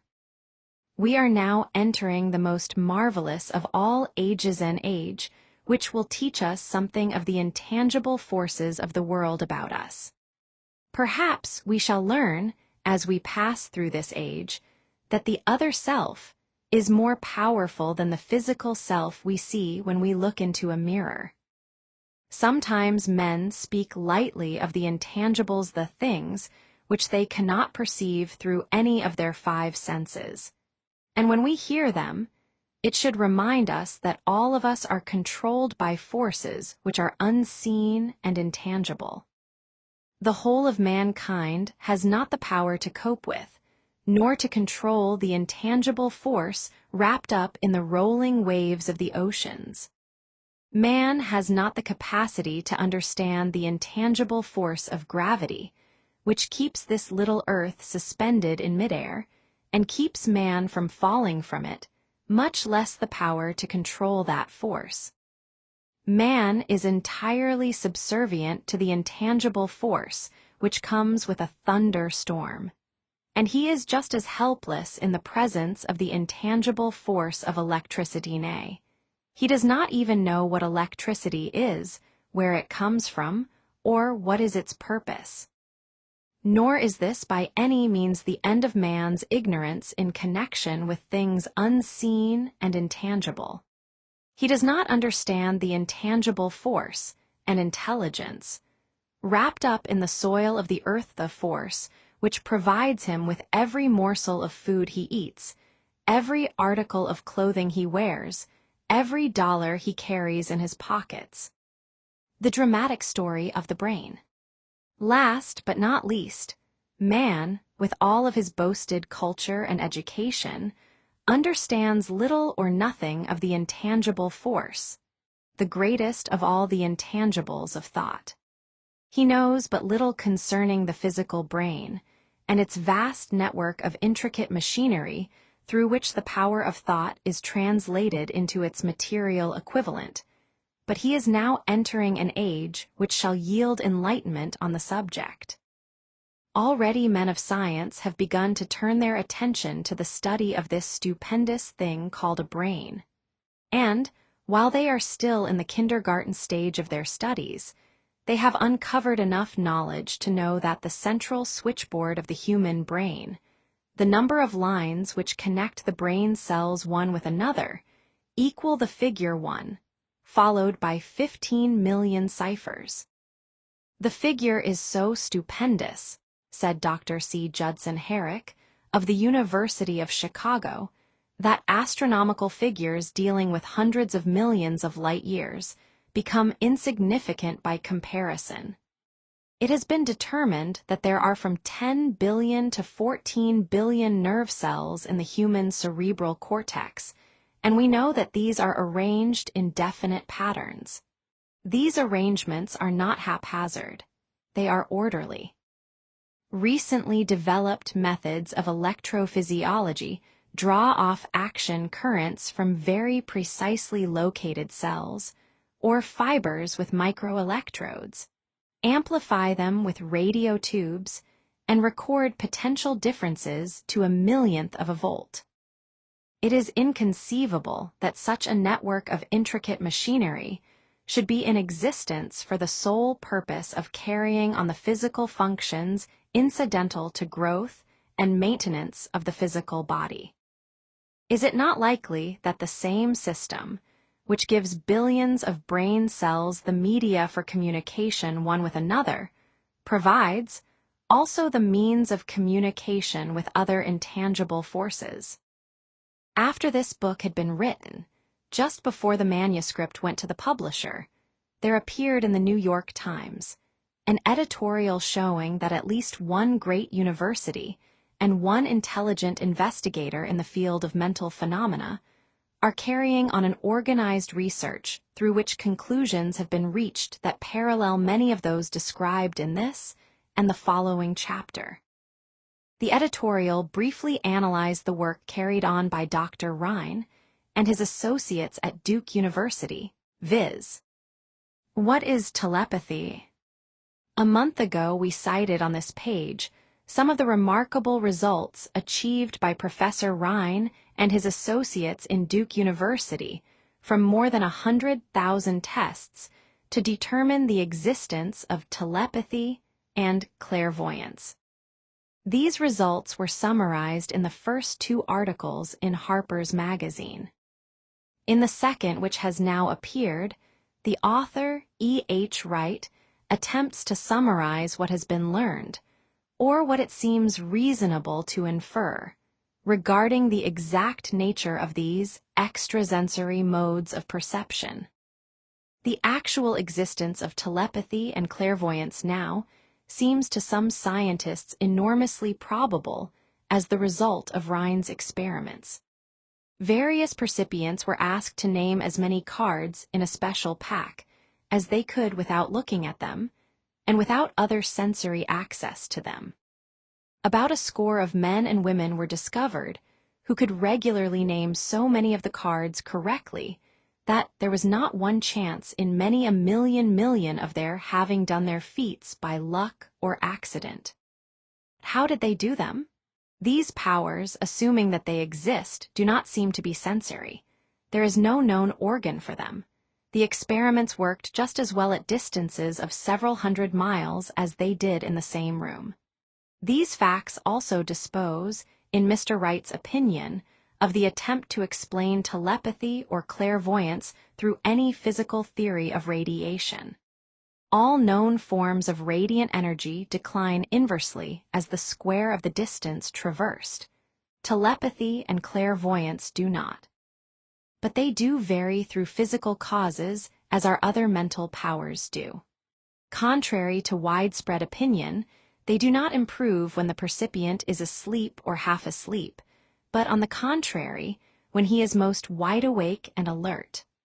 Rhine discovered that a narcotic will invariably lower a percipient's score, while a stimulant will always send it higher. The most reliable performer apparently cannot make a good score unless he tries to do his best. One conclusion that Wright draws with some confidence is that telepathy and clairvoyance are really one and the same gift. That is, the faculty that sees a card face down on a table seems to be exactly the same one that reads a thought residing only in another mind. There are several grounds for believing this. So far, for example, the two gifts have been found in every person who enjoys either of them. In everyone so far the two have been of equal vigor, almost exactly. Screens, walls, distances have no effect at all on either.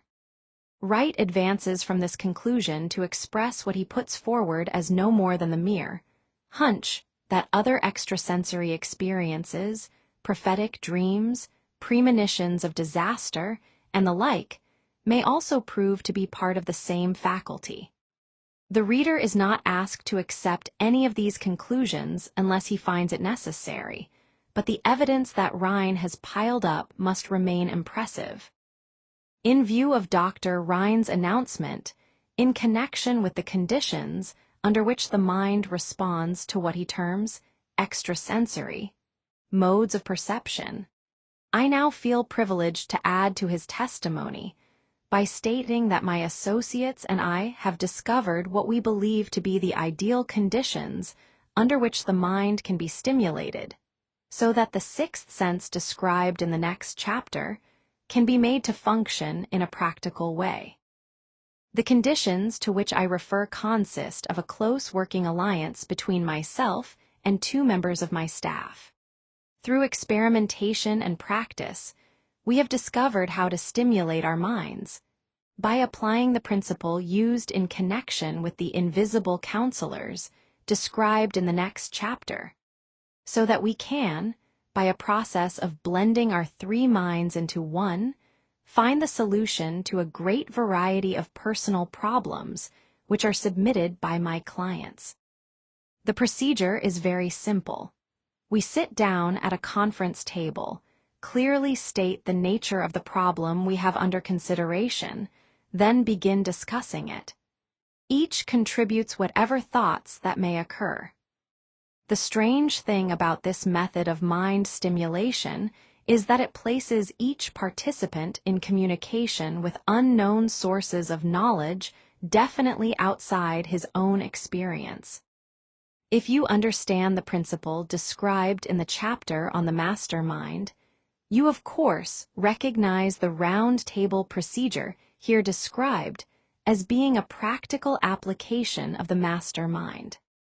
This method of mind stimulation, through harmonious discussion of definite subjects between three people, illustrates the simplest and most practical use of the master mind. By adopting and following a similar plan, any student of this philosophy may come into possession of the famous Carnegie formula briefly described in the introduction.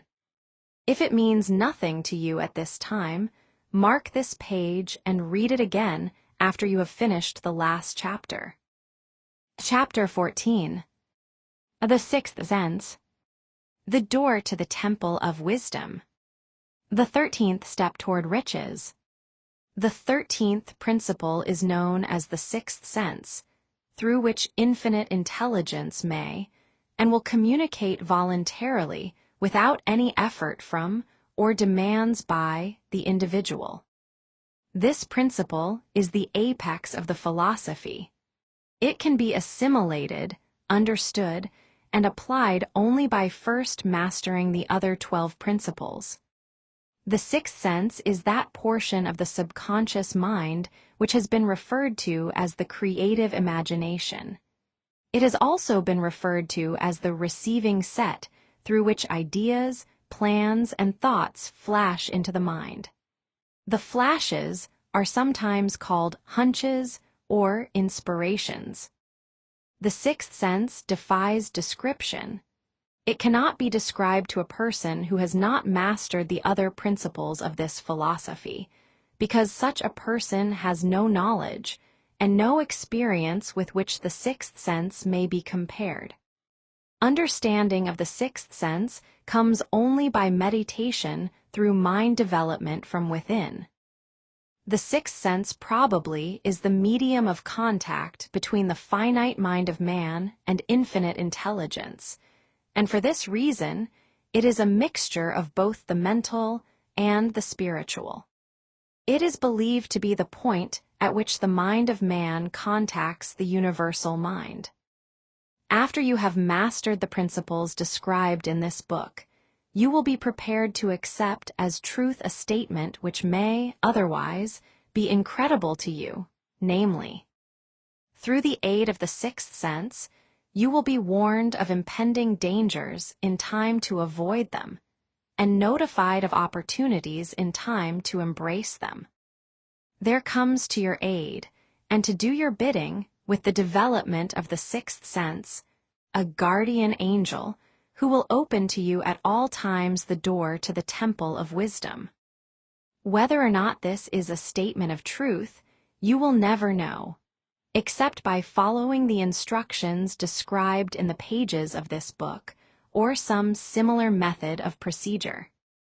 The author is not a believer in, nor an advocate of miracles, for the reason that he has enough knowledge of nature to understand that nature never deviates from her established laws.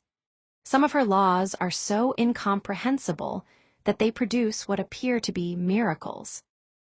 The sixth sense comes as near to being a miracle as anything I have ever experienced, and it appears so only because I do not understand the method by which this principle is operated. This much the author does know, that there is a power, or a first cause, or an intelligence, which permeates every atom of matter, and embraces every unit of energy perceptible to man, that this infinite intelligence converts acorns into oak trees, causes water to flow downhill in response to the law of gravity, follows night with day, and winter with summer, each maintaining its proper place and relationship to the other.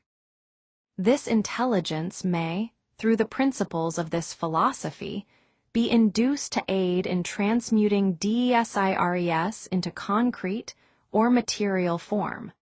The author has this knowledge because he has experimented with it and has experienced it. Step by step, through the preceding chapters, you have been led to this, the last principle. If you have mastered each of the preceding principles, you are now prepared to accept, without being skeptical, the stupendous claims made here. If you have not mastered the other principles, you must do so before you may determine, definitely, whether or not the claims made in this chapter are fact or fiction. While I was passing through the age of hero worship, I found myself trying to imitate those whom I most admired. Moreover, I discovered that the element of faith, with which I endeavored to imitate my idols, gave me great capacity to do so quite successfully. I have never entirely divested myself of this habit of hero worship, although I have passed the age commonly given over to such. My experience has taught me that the next best thing to being truly great is to emulate the great by feeling and action as nearly as possible. Long before I had ever written a line for publication or endeavored to deliver a speech in public, I followed the habit of reshaping my own character by trying to imitate the 9 men whose lives and lifeworks had been most impressive to me. These 9 men were Emerson, Paine, Edison, Darwin, Lincoln, Burbank, Napoleon, Ford, and Carnegie. Every night, over a long period of years, I held an imaginary council meeting with this group, whom I called my invisible counselors. The procedure was this. Just before going to sleep at night, I would shut my eyes and see, in my imagination, this group of men seated with me around my council table. Here I had not only an opportunity to sit among those whom I considered to be great, but I actually dominated the group by serving as the chairman. I had a very definite purpose in indulging my imagination through these nightly meetings. My purpose was to rebuild my own character so it would represent a composite of the characters of my imaginary counselors.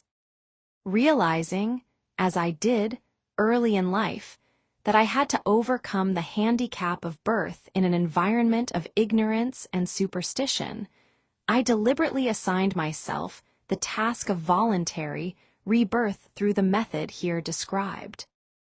Building character through autosuggestion. Being an earnest student of psychology, I knew, of course, that all men have become what they are, because of their dominating thoughts and desires. I knew that every deeply seated desire has the effect of causing one to seek outward expression through which that desire may be transmuted into reality. I knew that self-suggestion is a powerful factor in building character, that it is, in fact, the sole principle through which character is builded. With this knowledge of the principles of mind operation, I was fairly well armed with the equipment needed in rebuilding my character. In these imaginary council meetings, I called on my cabinet members for the knowledge I wished each to contribute, addressing myself to each member in audible words, as follows. Mr. Emerson, I desire to acquire from you the marvelous understanding of nature which distinguished your life. I ask that you make an impress upon my subconscious mind of whatever qualities you possessed, which enabled you to understand and adapt yourself to the laws of nature. I ask that you assist me in reaching and drawing upon whatever sources of knowledge are available to this end. Mr. Burbank, I request that you pass on to me the knowledge which enabled you to so harmonize the laws of nature that you caused the cactus to shed its thorns and become an edible food. Give me access to the knowledge which enabled you to make 2 blades of grass grow where but one grew before, and helped you to blend the coloring of the flowers with more splendor and harmony, for you, alone, have successfully gilded the lily. Napoleon, I desire to acquire from you, by emulation, the marvelous ability you possess to inspire men and to arouse them to greater and more determined spirit of action. Also to acquire the spirit of enduring faith, which enabled you to turn defeat into victory and to surmount staggering obstacles. Emperor of fate, king of chance, man of destiny, I salute you. Mr. Paine, I desire to acquire from you the freedom of thought and the courage and clarity with which to express convictions, which so distinguished you.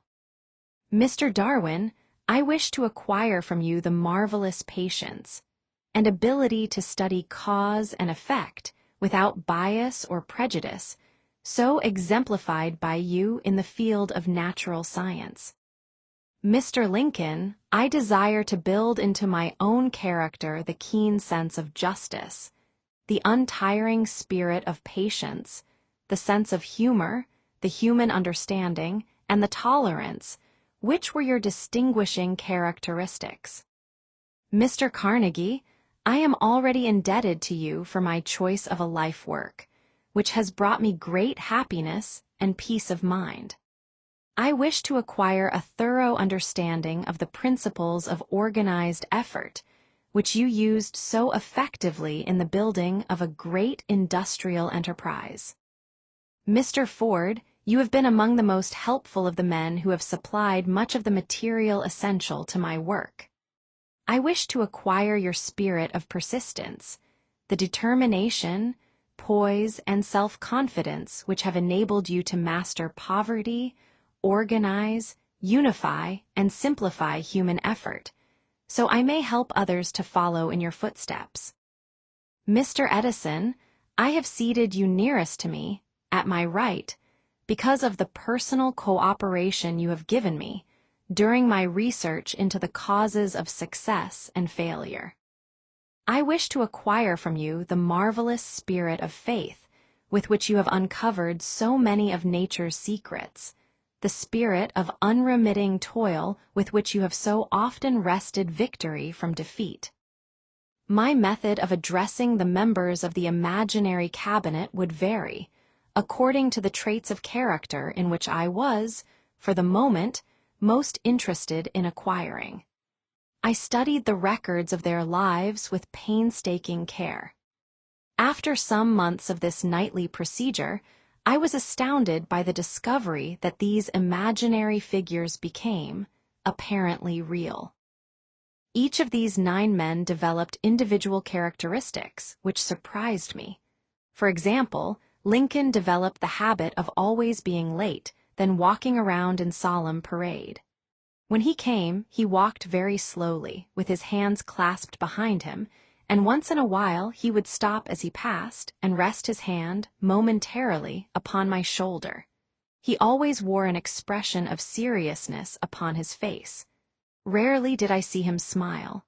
The cares of a sundered nation made him grave. That was not true of the others. Burbank and Payne often indulged in witty repartee, which seemed, at times, to shock the other members of the cabinet.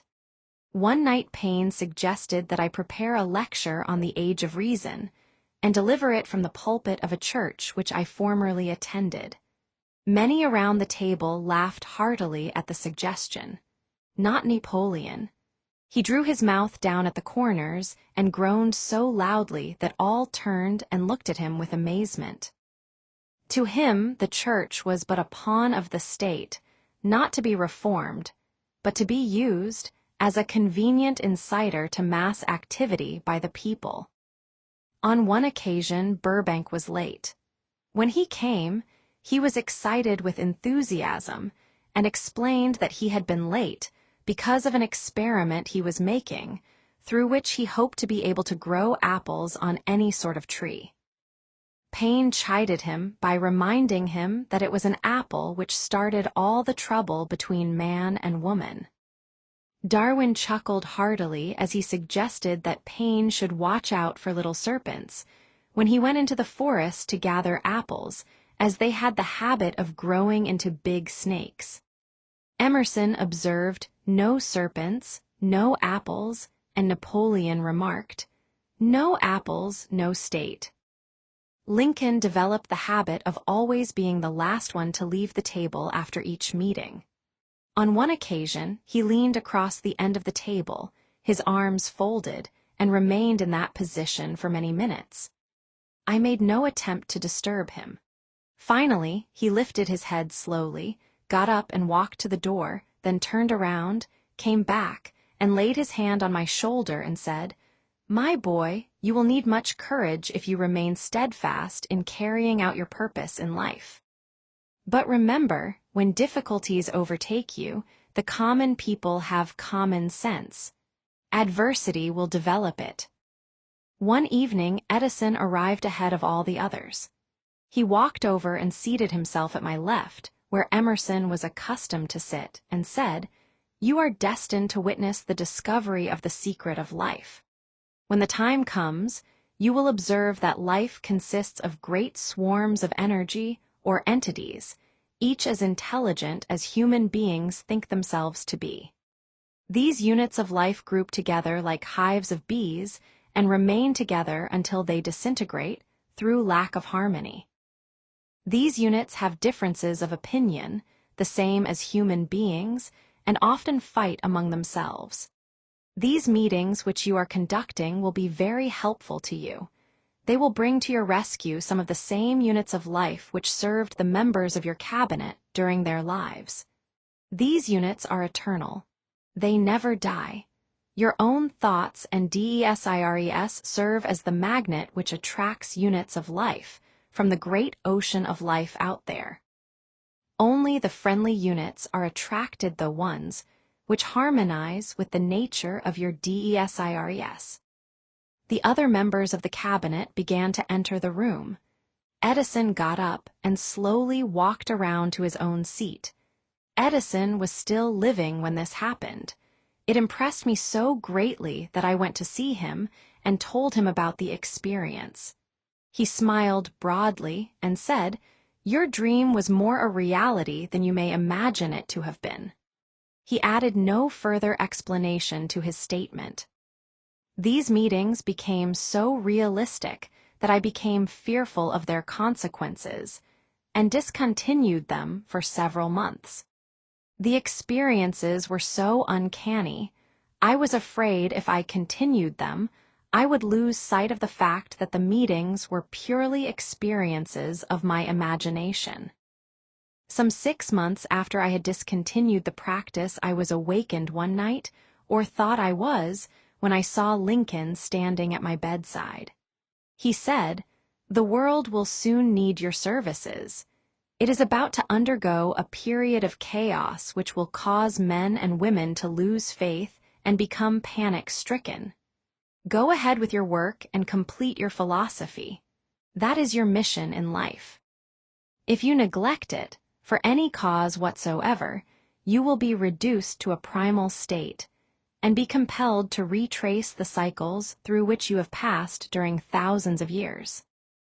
I was unable to tell the following morning whether I had dreamed this or had actually been awake, and I have never since found out which it was.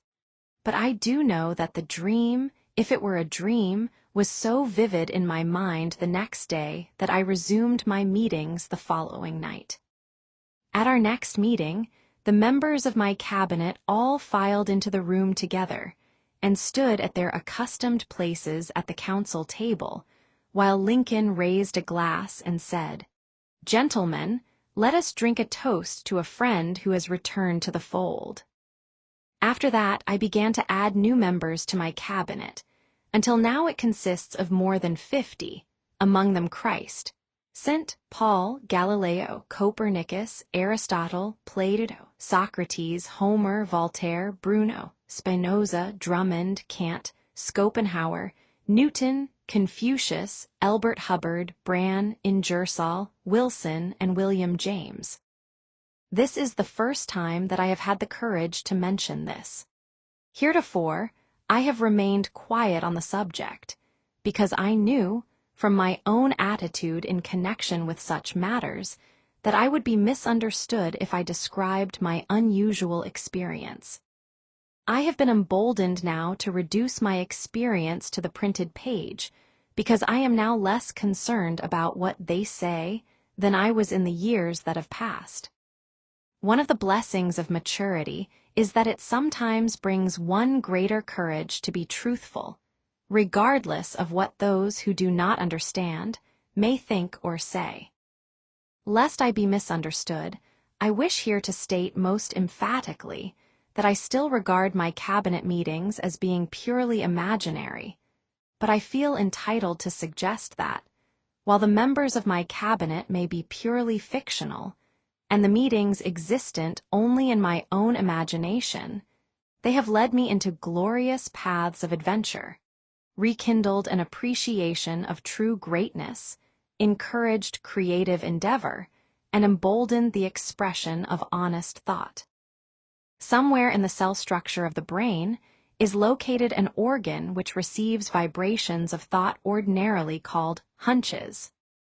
So far, Science has not discovered where this organ of the sixth sense is located, but this is not important. The fact remains that human beings do receive accurate knowledge through sources other than the physical senses. Such knowledge, generally, is received when the mind is under the influence of extraordinary stimulation.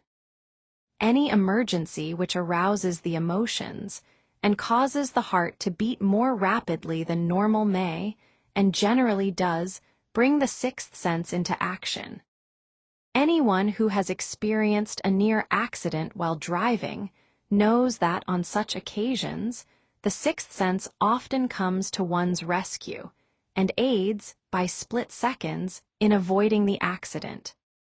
These facts are mentioned preliminary to a statement of fact which I shall now make, namely, that during my meetings with the invisible counselors, I find my mind most receptive to ideas, thoughts, and knowledge which reach me through the sixth sense. I can truthfully say that I owe entirely to my invisible counselors full credit for such ideas, facts, or knowledge as I received through inspiration. On scores of occasions, when I have faced emergencies, some of them so grave that my life was in jeopardy, I have been miraculously guided past these difficulties through the influence of my invisible counselors.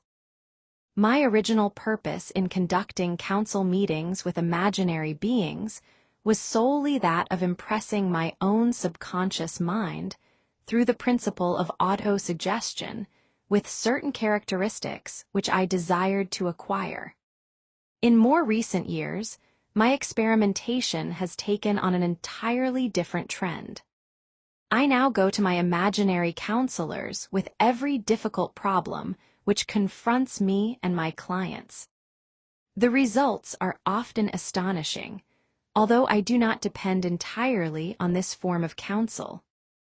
You, of course, have recognized that this chapter covers a subject with which a majority of people are not familiar.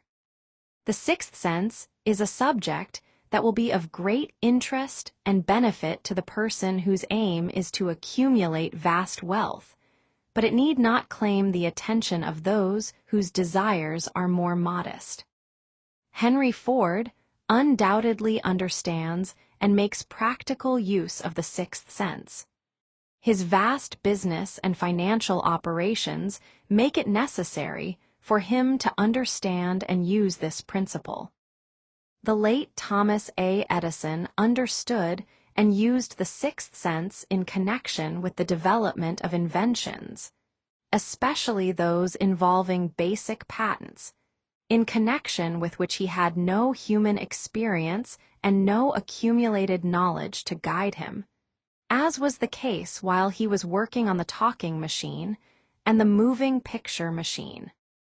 Nearly all great leaders, such as Napoleon, Bismarck, Joan of Arc, Christ, Buddha, Confucius, and Mohammed, understood and probably made use of the sixth sense almost continuously. The major portion of their greatness consisted of their knowledge of this principle. The sixth sense is not something that one can take off and put on at will. Ability to use this great power comes slowly, through application of the other principles outlined in this book. Seldom does any individual come into workable knowledge of the sixth sense before the age of 40. More often the knowledge is not available until one is well past 50. And this, for the reason that the spiritual forces, with which the sixth sense is so closely related, do not mature and become usable except through years of meditation, self-examination, and serious thought. No matter who you are, or what may have been your purpose in reading this book, you can profit by it without understanding the principle described in this chapter. This is especially true if your major purpose is that of accumulation of money or other material things. The chapter on the sixth sense was included because the book is designed for the purpose of presenting a complete philosophy by which individuals may unerringly guide themselves in attaining whatever they ask of life. The starting point of all achievement is desire. The finishing point is that brand of knowledge which leads to understanding of self, understanding of others, understanding of the laws of nature, recognition, and understanding of happiness. This sort of understanding comes in its fullness only through familiarity with, and use of the principle of the sixth sense. Hence that principle had to be included as a part of this philosophy, for the benefit of those who demand more than money. Having read the chapter, you must have observed that while reading it, you were lifted to a high level of mental stimulation. Splendid. Come back to this again a month from now, read it once more, and observe that your mind will soar to a still higher level of stimulation. Repeat this experience from time to time, giving no concern as to how much or how little you learn at the time, and eventually you will find yourself in possession of a power that will enable you to throw off discouragement, master fear, overcome procrastination, and draw freely upon your imagination. Then you will have felt the touch of that unknown, something which has been the moving spirit of every truly great thinker-leader, artist, musician, writer, statesman. Then you will be in position to transmute your desires into their physical or financial counterpart, as easily as you may lie down and quit at the first sign of opposition. Faith vs. fear. Previous chapters have described how to develop faith through autosuggestion, desire, and the subconscious. The next chapter presents detailed instructions for the mastery of fear. Here will be found a full description of the 6 fears which are the cause of all discouragement, timidity, procrastination, indifference, indecision, and the lack of ambition, self-reliance, initiative, self-control, and enthusiasm. Search yourself carefully as you study these 6 enemies, as they may exist only in your subconscious mind, where their presence will be hard to detect. Remember, too, as you analyze the 6 ghosts of fear, that they are nothing but ghosts because they exist only in one's mind. Remember, also, that ghosts' creations of uncontrolled imagination have caused most of the damage people have done to their own minds. Therefore, ghosts can be as dangerous as if they lived and walked on the earth in physical bodies. The ghost of the fear of poverty, which seized the minds of millions of people in 1929, was so real that it caused the worst business depression this country has ever known. Moreover, this particular ghost still frightens some of us out of our wits. Chapter 15. How to outwit the 6 ghosts of fear. Take inventory of yourself as you read this closing chapter and find out how many of the ghosts are standing in your way. Before you can put any portion of this philosophy into successful use, your mind must be prepared to receive it. The preparation is not difficult. It begins with study, analysis, and understanding of 3 enemies which you shall have to clear out. These are indecision, doubt, and fear. The 6th sense will never function while these 3 negatives, or any of them, remain in your mind. The members of this unholy trio are closely related. Where one is found, the other 2 are close at hand. Indecision is the seedling of fear. Remember this as you read. Indecision crystallizes into doubt, the 2 blend and become fear. The blending process often is slow. This is one reason why these 3 enemies are so dangerous. They germinate and grow without their presence being observed. The remainder of this chapter describes an end which must be attained before the philosophy, as a whole, can be put into practical use. It also analyzes a condition which has, but lately, reduced huge numbers of people to poverty, and it states a truth which must be understood by all who accumulate riches, whether measured in terms of money or a state of mind of far greater value than money. The purpose of this chapter is to turn the spotlight of attention upon the cause and the cure of the 6 basic fears. Before we can master an enemy, we must know its name, its habits, and its place of abode. As you read, analyze yourself carefully and determine which, if any, of the 6 common fears have attached themselves to you. Do not be deceived by the habits of these subtle enemies. Sometimes they remain hidden in the subconscious mind, where they are difficult to locate and still more difficult to eliminate. The 6 basic fears. There are 6 basic fears, with some combination of which every human suffers at one time or another. Most people are fortunate if they do not suffer from the entire 6.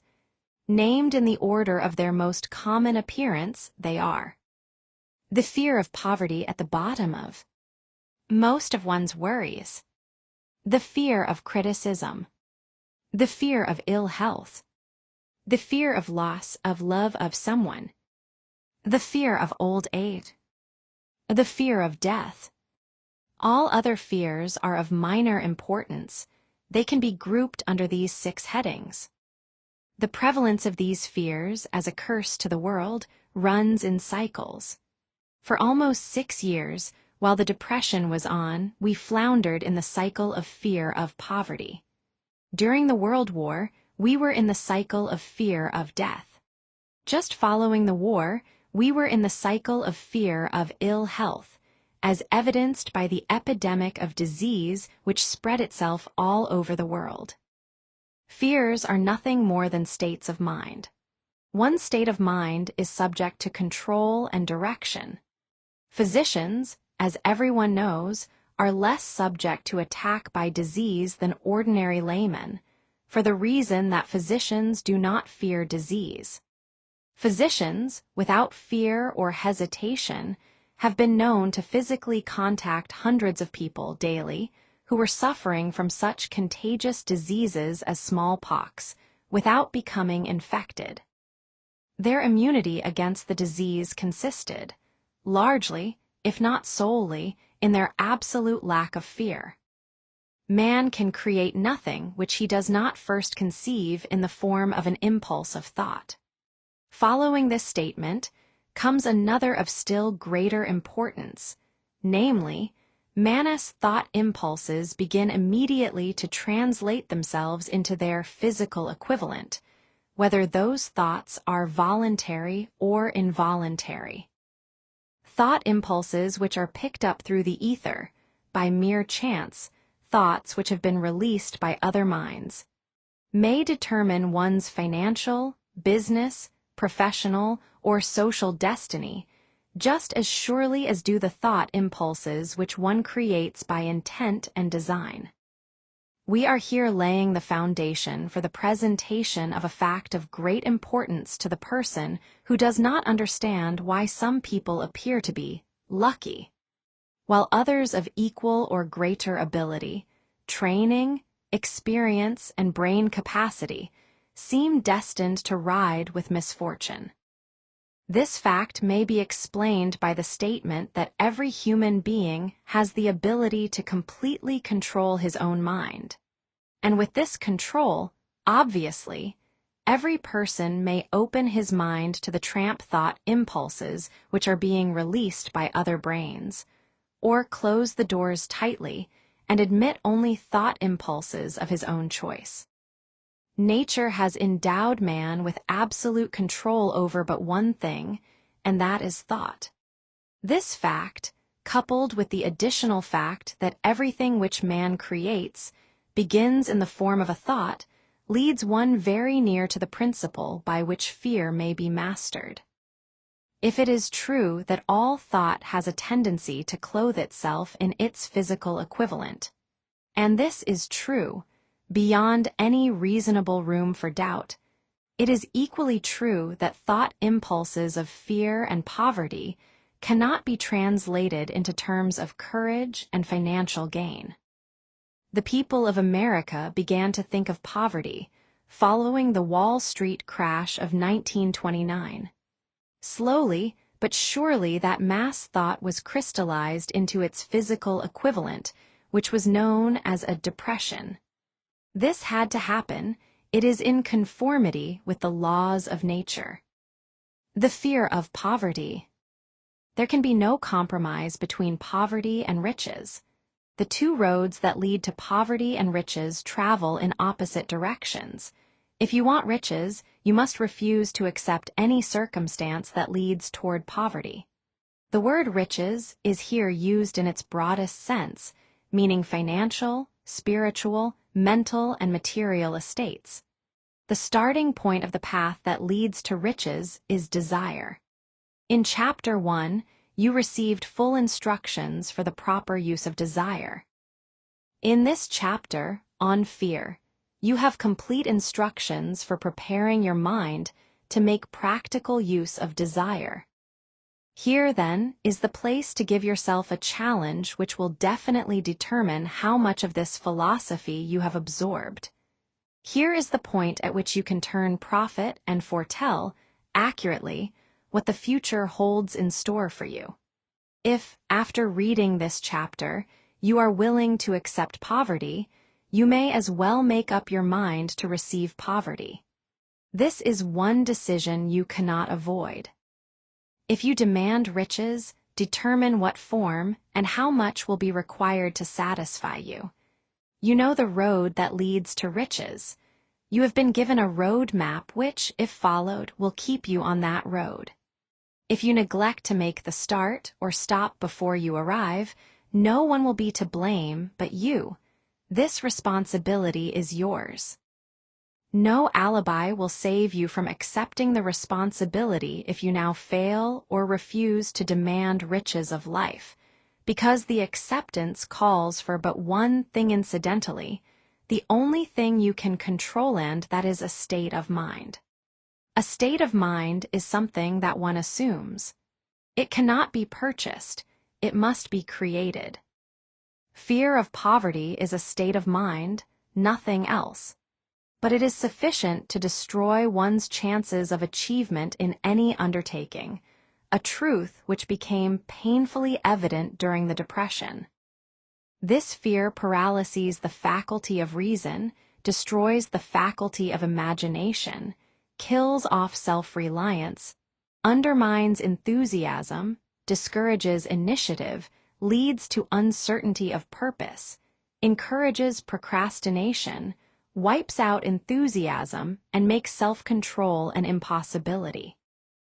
It takes the charm from one's personality, destroys the possibility of accurate thinking, diverts concentration of effort. It masters persistence, turns the willpower into nothingness, destroys ambition, beclouds the memory, and invites failure in every conceivable form.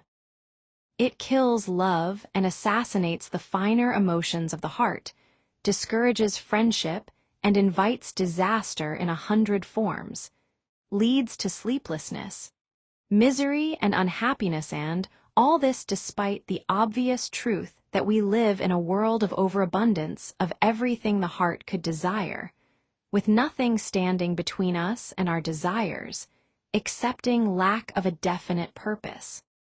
The fear of poverty is, without doubt, the most destructive of the 6 basic fears. It has been placed at the head of the list because it is the most difficult to master. Considerable courage is required to state the truth about the origin of this fear, and still greater courage to accept the truth after it has been stated. The fear of poverty grew out of man's inherited tendency to prey upon his fellow man economically.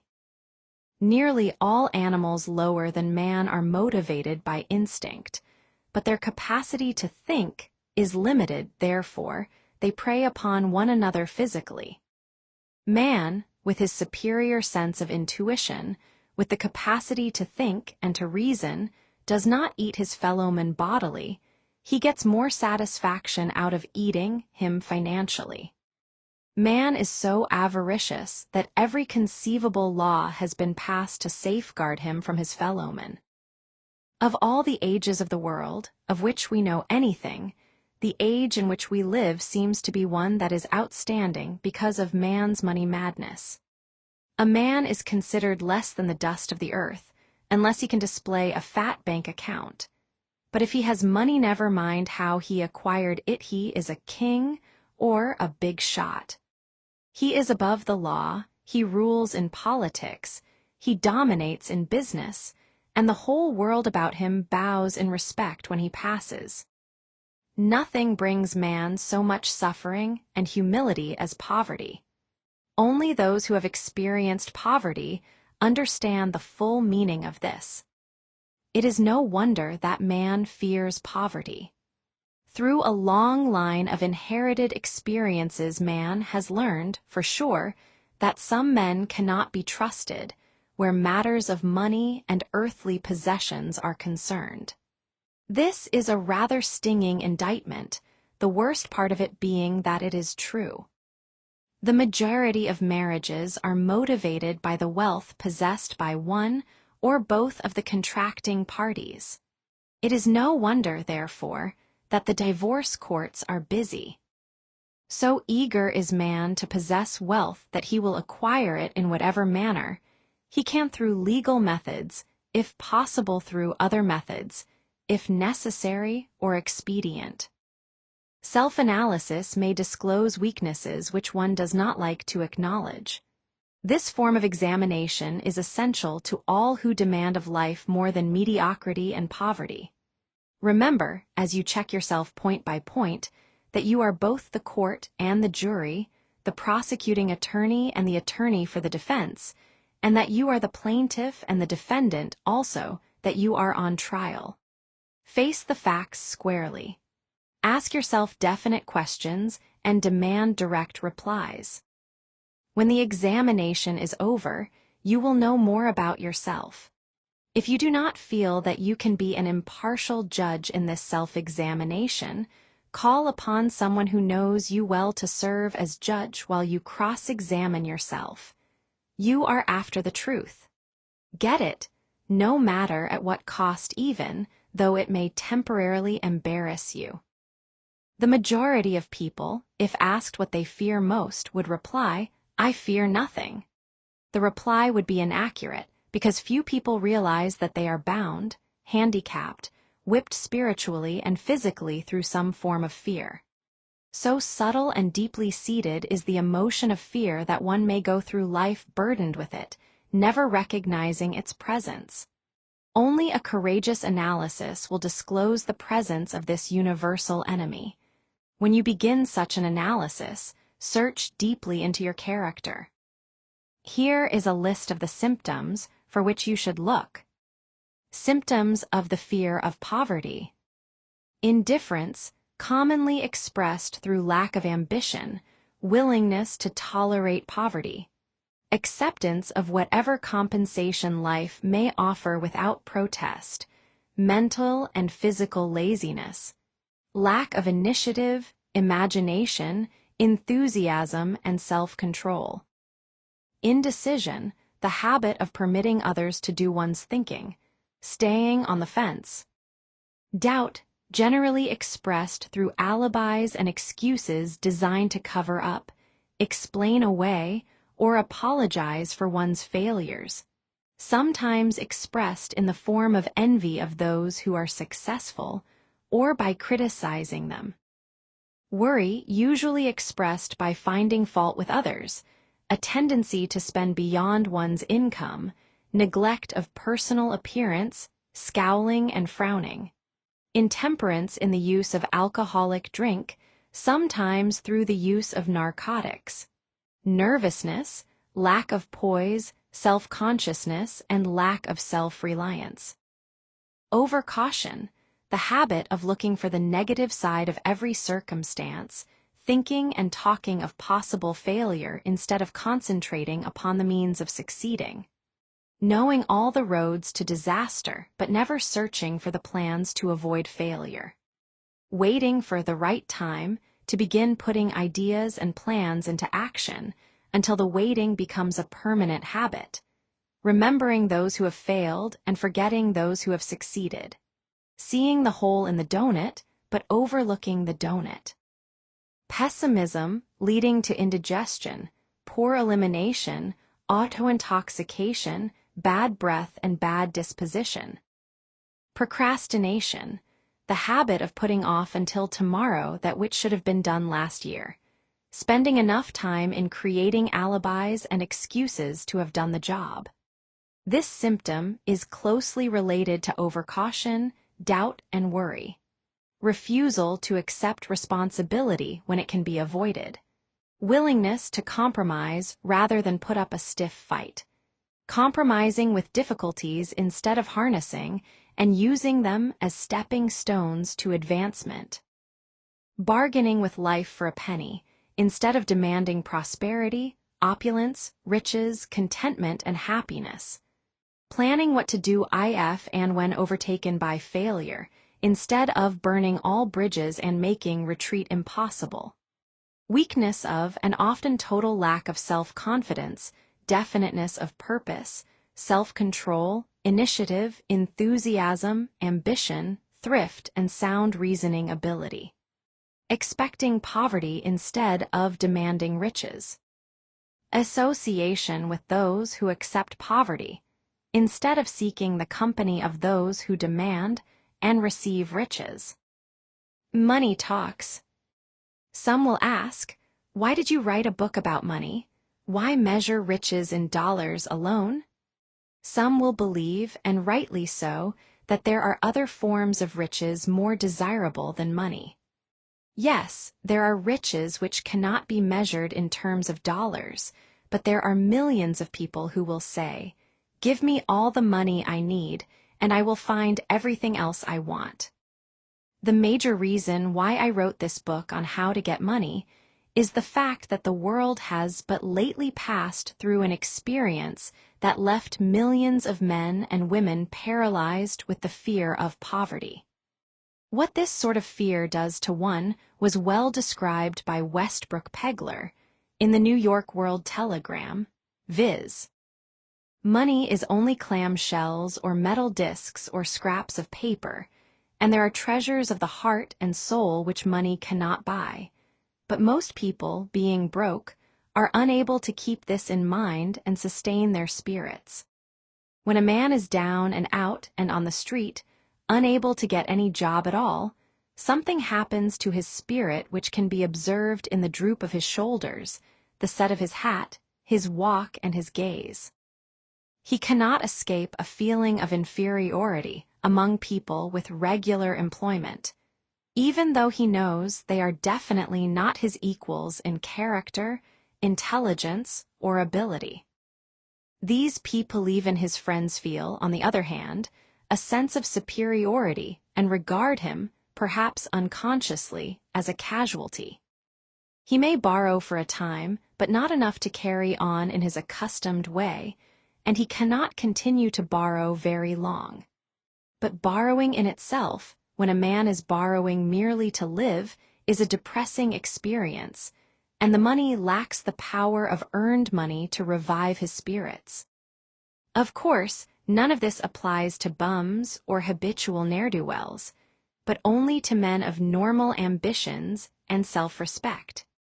Women conceal despair. Women in the same predicament must be different. We somehow do not think of women at all in considering the down-and-outers. They are scarce in the bread lines, they rarely are seen begging on the streets, and they are not recognizable in crowds by the same plain signs which identify busted men. Of course, I do not mean the shuffling hags of the city streets who are the opposite number of the confirmed male bums. I mean reasonably young, decent, and intelligent women. There must be many of them, but their despair is not apparent. Maybe they kill themselves. When a man is down and out, he has time on his hands for brooding.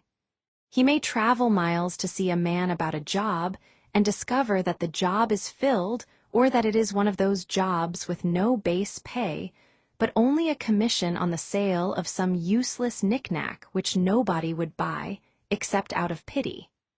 Turning that down, he finds himself back on the street with nowhere to go but just anywhere. So he walks and walks. He gazes into store windows at luxuries which are not for him, and feels inferior and gives way to people who stop to look with an active interest. He wanders into the railroad station or puts himself down in the library to ease his legs and soak up a little heat, but that isn't looking for a job, so he gets going again. He may not know it, but his aimlessness would give him away even if the very lines of his figure did not. He may be well dressed in the clothes left over from the days when he had a steady job, but the clothes cannot disguise the droop. Money makes difference. He sees thousands of other people, bookkeepers or clerks or chemists or wagon hands, busy at their work and envies them from the bottom of his soul. They have their independence, their self-respect and manhood, and he simply cannot convince himself that he is a good man, too, though he argue it out and arrive at a favorable verdict hour after hour. It is just money which makes this difference in him. With a little money, he would be himself again. Some employers take the most shocking advantage of people who are down and out.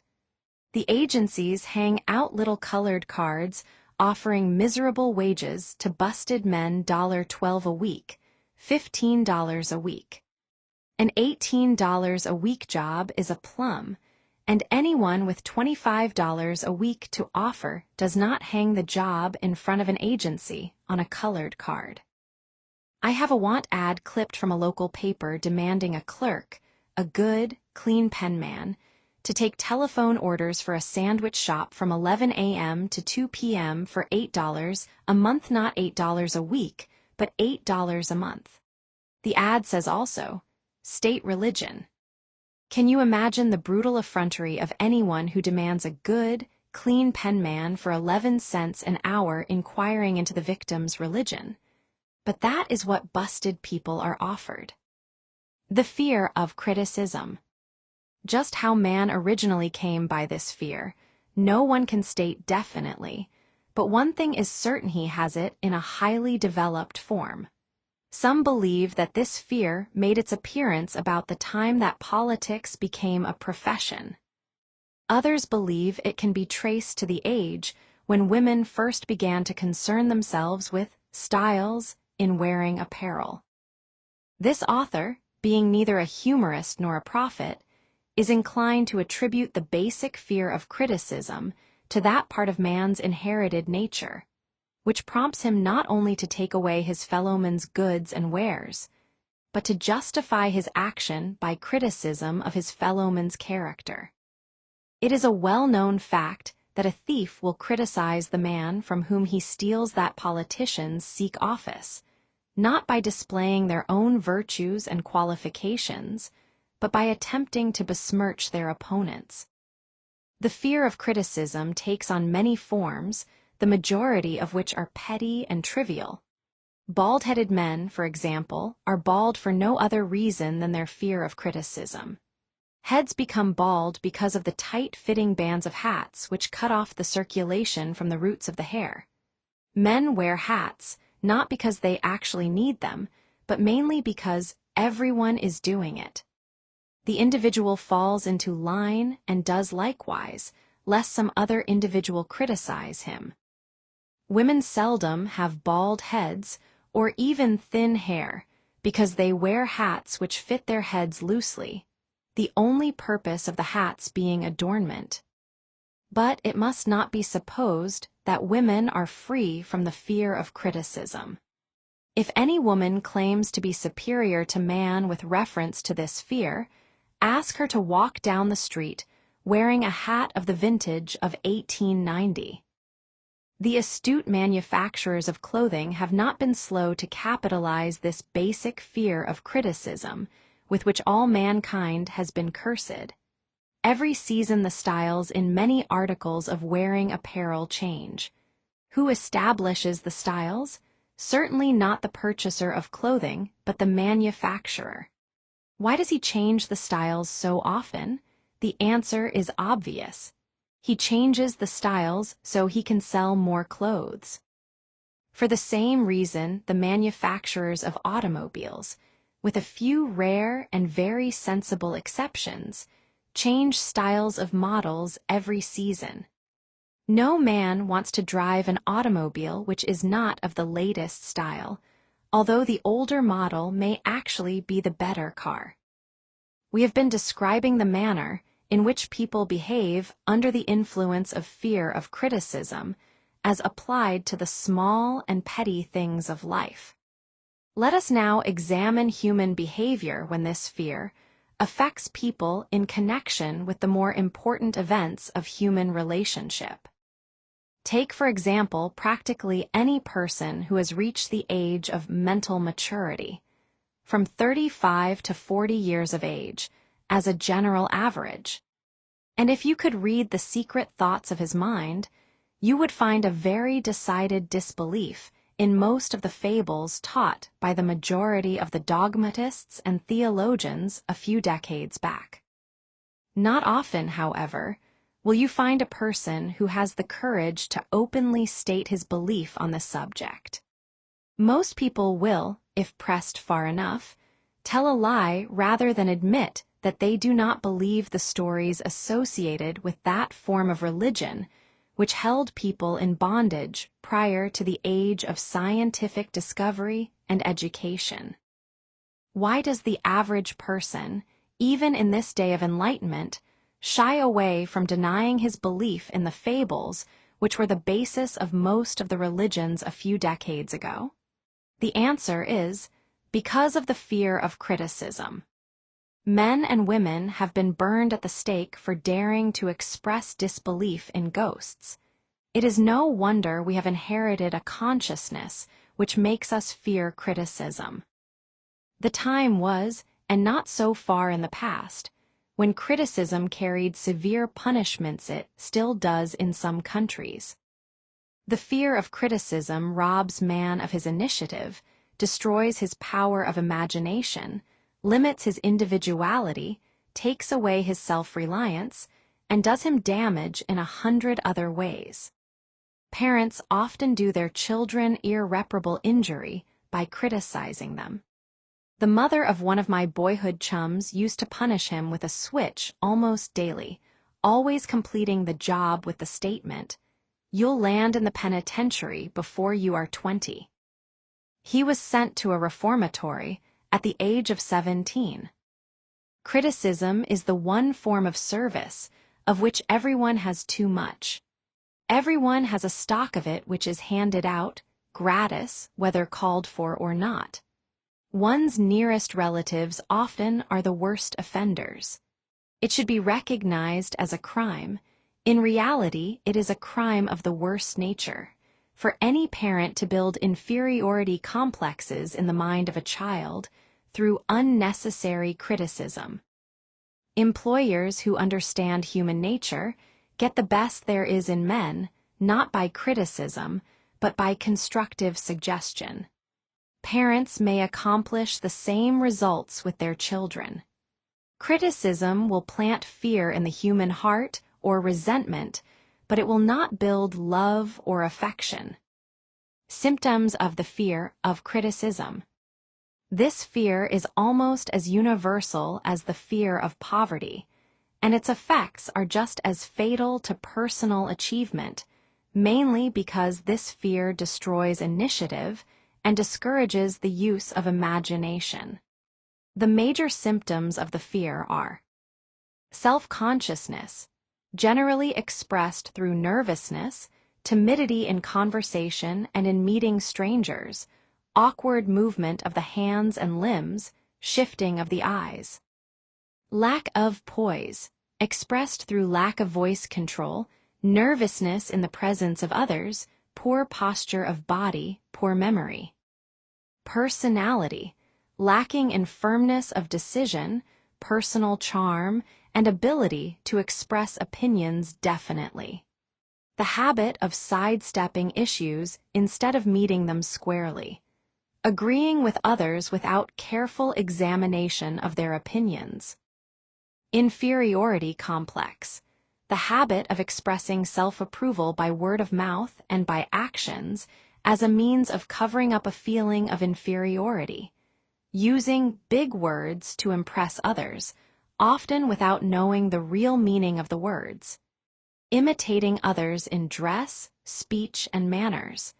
Boasting of imaginary achievements. This sometimes gives a surface appearance of a feeling of superiority. Extravagance, the habit of trying to keep up with the Joneses, spending beyond one's income. Lack of initiative, failure to embrace opportunities for self-advancement, fear to express opinions, lack of confidence in one's own ideas, giving evasive answers to questions asked by superiors, hesitancy of manner and speech, deceit in both words and deeds. Lack of ambition, mental and physical laziness, lack of self-assertion, slowness in reaching decisions, easily influenced by others, the habit of criticizing others behind their backs and flattering them to their faces, the habit of accepting defeat without protest, quitting an undertaking when opposed by others, suspicious of other people without cause, lacking in tactfulness of manner and speech, unwillingness to accept the blame for mistakes. The fear of ill health. This fear may be traced to both physical and social heredity. It is closely associated, as to its origin, with the causes of fear of old age and the fear of death, because it leads one closely to the border of terrible worlds of which man knows not, but concerning which he has been taught some discomforting stories. The opinion is somewhat general, also, that certain unethical people engaged in the business of selling health have had not a little to do with keeping alive the fear of ill health. In the main, man fears ill health because of the terrible pictures which have been planted in his mind of what may happen if death should overtake him. He also fears it because of the economic toll which it may claim. A reputable physician estimated that 75% of all people who visit physicians for professional service are suffering with hypochondria, imaginary illness. It has been shown most convincingly that the fear of disease, even where there is not the slightest cause for fear, often produces the physical symptoms of the disease feared. Powerful and mighty is the human mind. It builds or it destroys. Playing upon this common weakness of fear of ill health, dispensers of patent medicines have reaped fortunes. This form of imposition upon credulous humanity became so prevalent some 20 years ago that Collier's Weekly magazine conducted a bitter campaign against some of the worst offenders in the patent medicine business. During the flu epidemic which broke out during the World War, the mayor of New York City took drastic steps to check the damage which people were doing themselves through their inherent fear of ill health. He called in the newspaper men and said to them, "Gentlemen, I feel it necessary to ask you not to publish any scare headlines concerning the flu epidemic. Unless you cooperate with me, we will have a situation which we cannot control."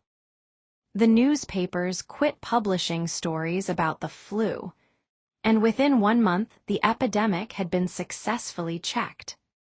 Through a series of experiments conducted some years ago, it was proved that people may be made ill by suggestion. We conducted this experiment by causing 3 acquaintances to visit the victims, each of whom asked the question, "What ails you? You look terribly ill." The first questioner usually provoked a grin and a nonchalant, "Oh, nothing, I'm all right," from the victim. The second questioner usually was answered with the statement, "I don't know exactly, but I do feel badly." The third questioner was usually met with the frank admission that the victim was actually feeling ill. Try this on an acquaintance if you doubt that it will make him uncomfortable, but do not carry the experiment too far. There is a certain religious sect whose members take vengeance upon their enemies by the hexing method. They call it placing a spell on the victim. There is overwhelming evidence that disease sometimes begins in the form of negative thought impulse. Such an impulse may be passed from one mind to another by suggestion or created by an individual in his own mind. A man who was blessed with more wisdom than this incident might indicate once said, "When anyone asks me how I feel, I always want to answer by knocking him down." Doctors send patients into new climates for their health because a change of mental attitude is necessary. The seed of fear of ill health lives in every human mind. Worry, fear, discouragement, disappointment in love and business affairs cause this seed to germinate and grow. The recent business depression kept the doctors on the run because every form of negative thinking may cause ill health. Disappointments in business and in love stand at the head of the list of causes of fear of ill health. A young man suffered a disappointment in love, which sent him to a hospital. For months, he hovered between life and death. A specialist in suggestive therapeutics was called in. The specialist changed nurses, placing him in charge of a very charming young woman who began, by prearrangement with the doctor, to make love to him the first day of her arrival on the job. Within 3 weeks, the patient was discharged from the hospital, still suffering, but with an entirely different malady. He was in love again. The remedy was a hoax, but the patient and the nurse were later married. Both are in good health at the time of this writing. Symptoms of the fear of ill health. The symptoms of this almost universal fear are autosuggestion, the habit of negative use of self-suggestion by looking for and expecting to find the symptoms of all kinds of disease. Enjoying imaginary illness and speaking of it as being real. The habit of trying all fads and isms recommended by others as having therapeutic value.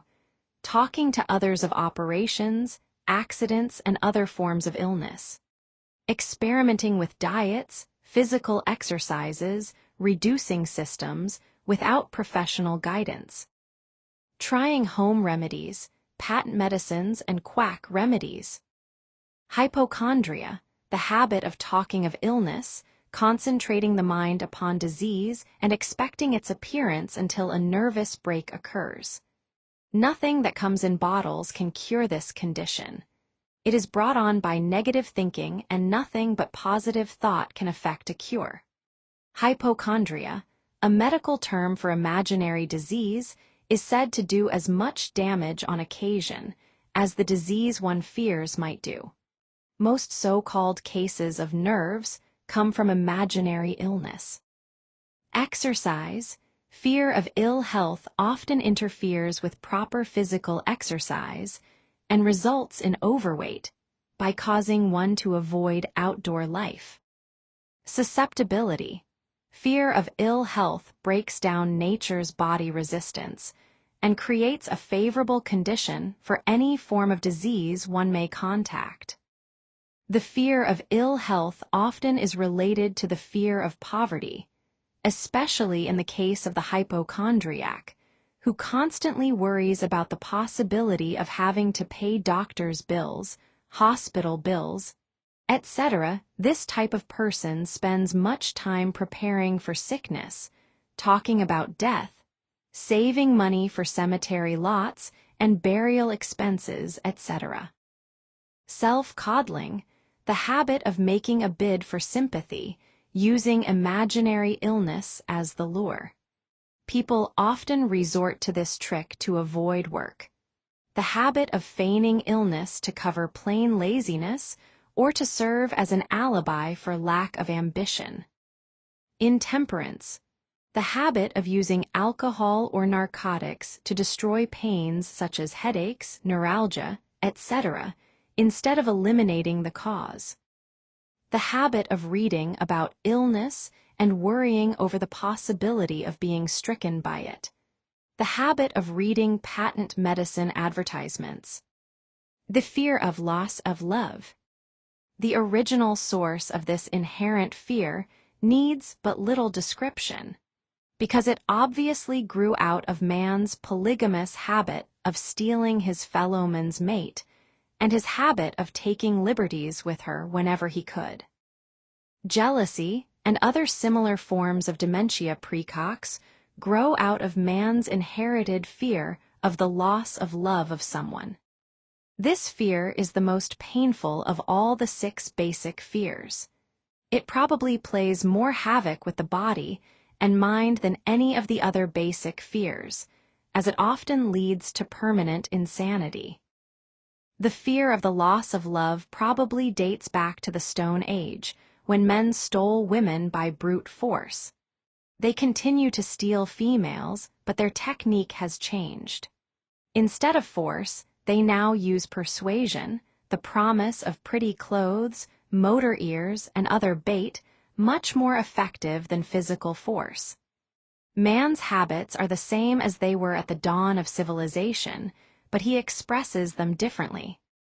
Careful analysis has shown that women are more susceptible to this fear than men. This fact is easily explained. Women have learned from experience that men are polygamous by nature, that they are not to be trusted in the hands of rivals. Symptoms of the fear of loss of love. The distinguishing symptoms of this fear are jealousy, the habit of being suspicious of friends and loved ones without any reasonable evidence of sufficient grounds. Jealousy is a form of dementia praecox, which sometimes becomes violent without the slightest cause. The habit of accusing wife or husband of infidelity without grounds. General suspicion of everyone, absolute faith in no one. Fault finding, the habit of finding fault with friends, relatives, business associates, and loved ones upon the slightest provocation, or without any cause whatsoever. Gambling, the habit of gambling, stealing, cheating, and otherwise taking hazardous chances to provide money for loved ones, with the belief that love can be bought. The habit of spending beyond one's means or incurring debts to provide gifts for loved ones, with the object of making a favorable showing. Insomnia, nervousness, lack of persistence, weakness of will, lack of self-control, lack of self-reliance, bad temper. The fear of old age. In the main, this fear grows out of 2 sources. First, the thought that old age may bring with it poverty. Secondly, and by far the most common source of origin, from false and cruel teachings of the past which have been too well mixed with fire and brimstone, and other bogies cunningly designed to enslave man through fear. In the basic fear of old age, man has 2 very sound reasons for his apprehension, one growing out of his distrust of his fellow men, who may seize whatever worldly goods he may possess, and the other arising from the terrible pictures of the world beyond, which were planted in his mind, through social heredity before he came into full possession of his mind. The possibility of ill health, which is more common as people grow older, is also a contributing cause of this common fear of old age. Eroticism also enters into the cause of the fear of old age, as no man cherishes the thought of diminishing sex attraction. The most common cause of fear of old age is associated with the possibility of poverty. Poorhouse is not a pretty word. It throws a chill into the mind of every person who faces the possibility of having to spend his declining years on a poor farm. Another contributing cause of the fear of old age is the possibility of loss of freedom and independence, as old age may bring with it the loss of both physical and economic freedom. Symptoms of the fear of old age.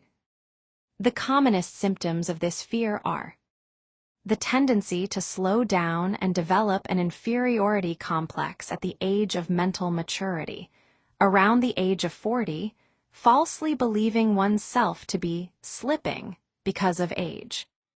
The truth is that man's most useful years, mentally and spiritually, are those between 40 and 60. The habit of speaking apologetically of one's self as being old, merely because one has reached the age of 40 or 50, instead of reversing the rule and expressing gratitude for having reached the age of wisdom and understanding. The habit of killing off initiative, imagination, and self-reliance by falsely believing oneself too old to exercise these qualities. The habit of the man or woman of 40 dressing with the aim of trying to appear much younger and affecting mannerisms of youth, thereby inspiring ridicule by both friends and strangers. The fear of death. To some, this is the cruelest of all the basic fears. The reason is obvious. The terrible pangs of fear associated with the thought of death, in the majority of cases, may be charged directly to religious fanaticism. So-called heathen are less afraid of death than the more civilized.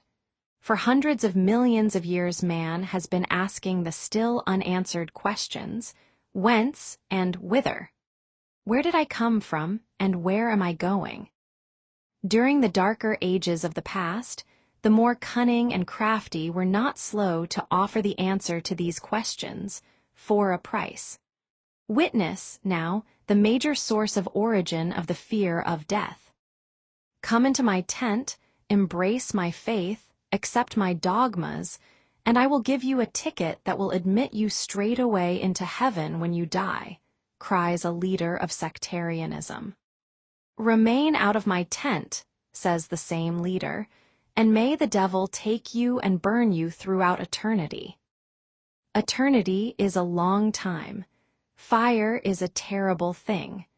The thought of eternal punishment with fire not only causes man to fear death, it often causes him to lose his reason. It destroys interest in life and makes happiness impossible. During my research, I reviewed a book entitled A Catalogue of the Gods, in which were listed the 30,000 gods which man has worshipped.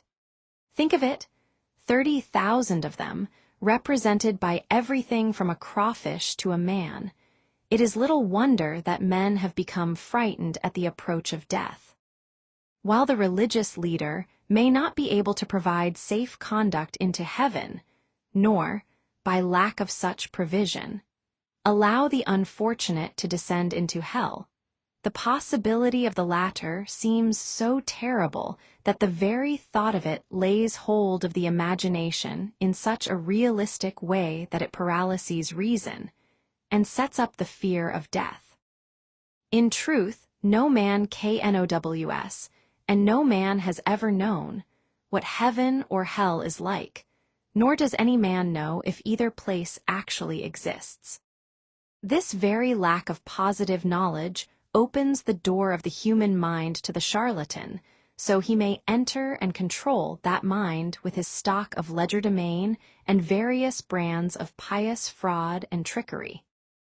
The fear of death is not as common now as it was during the age when there were no great colleges and universities.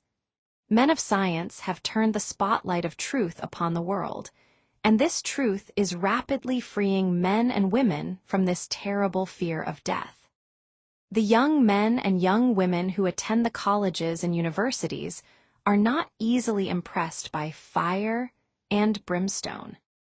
Through the aid of biology, astronomy, geology, and other related sciences, the fears of the Dark Ages which gripped the minds of men and destroyed their reason have been dispelled.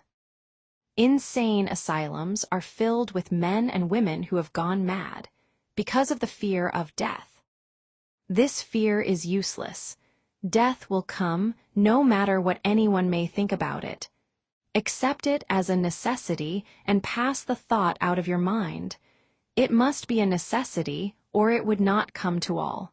Perhaps it is not as bad as it has been pictured. The entire world is made up of only two things: energy and matter.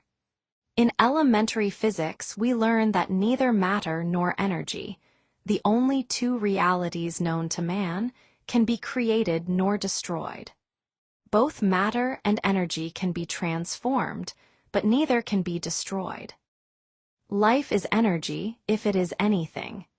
If neither energy nor matter can be destroyed, of course life cannot be destroyed.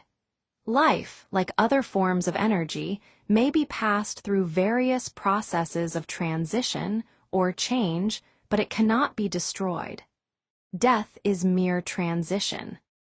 If death is not mere change or transition, then nothing comes after death except a long, eternal, peaceful sleep, and sleep is nothing to be feared. Thus you may wipe out forever the fear of death. Symptoms of the fear of death. The general symptoms of this fear are the habit of thinking about dying instead of making the most of life, due, generally, to lack of purpose or lack of a suitable occupation. This fear is more prevalent among the aged, but sometimes the more youthful are victims of it. The greatest of all remedies for the fear of death is a burning desire for achievement, backed by useful service to others. A busy person seldom has time to think about dying. He finds life too thrilling to worry about death. Sometimes the fear of death is closely associated with the fear of poverty, where one's death would leave loved ones poverty-stricken. In other cases, the fear of death is caused by illness and the consequent breaking down of physical body resistance.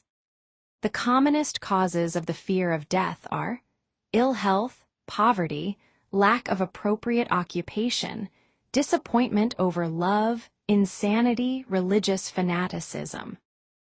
Old man worry. Worry is a state of mind based upon fear. It works slowly, but persistently. It is insidious and subtle. Step by step it digs itself in until it paralyses one's reasoning faculty, destroys self-confidence and initiative. Worry is a form of sustained fear caused by indecision, therefore it is a state of mind which can be controlled. An unsettled mind is helpless. Indecision makes an unsettled mind. Most individuals lack the willpower to reach decisions promptly and to stand by them after they have been made, even during normal business conditions. During periods of economic unrest, such as the world recently experienced, the individual is handicapped, not alone by his inherent nature to be slow at reaching decisions, but he is influenced by the indecision of others around him who have created a state of mass indecision. During the Depression, the whole atmosphere, all over the world, was filled with fearenza and worryitis, the two mental disease germs which began to spread themselves after the Wall Street frenzy in 1929. There is only one known antidote for these germs. It is the habit of prompt and firm decision. Moreover, it is an antidote which every individual must apply for himself. We do not worry over conditions once we have reached a decision to follow a definite line of action. I once interviewed a man who was to be electrocuted 2 hours later. The condemned man was the calmest of some 8 men who were in the death cell with him. His calmness prompted me to ask him how it felt to know that he was going into eternity in a short while. With a smile of confidence on his face, he said, "It feels fine. Just think, brother, my troubles will soon be over. I have had nothing but trouble all my life. It has been a hardship to get food and clothing. Soon I will not need these things. I have felt fine ever since I learned for cert that I must die. I made up my mind then to accept my fate in good spirit." As he spoke, he devoured a dinner of proportions sufficient for 3 men, eating every mouthful of the food brought to him, and apparently enjoying it as much as if no disaster awaited him. Decision gave this man resignation to his fate. Decision can also prevent one's acceptance of undesired circumstances. The 6 basic fears become translated into a state of worry through indecision. Relieve yourself forever of the fear of death by reaching a decision to accept death as an inescapable event. Whip the fear of poverty by reaching a decision to get along with whatever wealth you can accumulate without worry. Put your foot upon the neck of the fear of criticism by reaching a decision not to worry about what other people think, do, or say. Eliminate the fear of old age by reaching a decision to accept it, not as a handicap, but as a great blessing which carries with it wisdom, self-control, and understanding not known to youth. Acquit yourself of the fear of ill health by the decision to forget symptoms. Master the fear of loss of love by reaching a decision to get along without love, if that is necessary. Kill the habit of worry in all its forms by reaching a general blanket decision that nothing which life has to offer is worth the price of worry. With this decision will come poise, peace of mind, and calmness of thought which will bring happiness. A man whose mind is filled with fear not only destroys his own chances of intelligent action, but he transmits these destructive vibrations to the minds of all who come into contact with him, and destroys also their chances. Even a dog or a horse knows when its master lacks courage. Moreover, a dog or a horse will pick up the vibrations of fear thrown off by its master, and behave accordingly. Lower down the line of intelligence in the animal kingdom, one finds this same capacity to pick up the vibrations of fear. A honeybee immediately senses fear in the mind of a person for reasons unknown. A bee will sting the person whose mind is releasing vibrations of fear much more readily than it will molest the person whose mind registers no fear.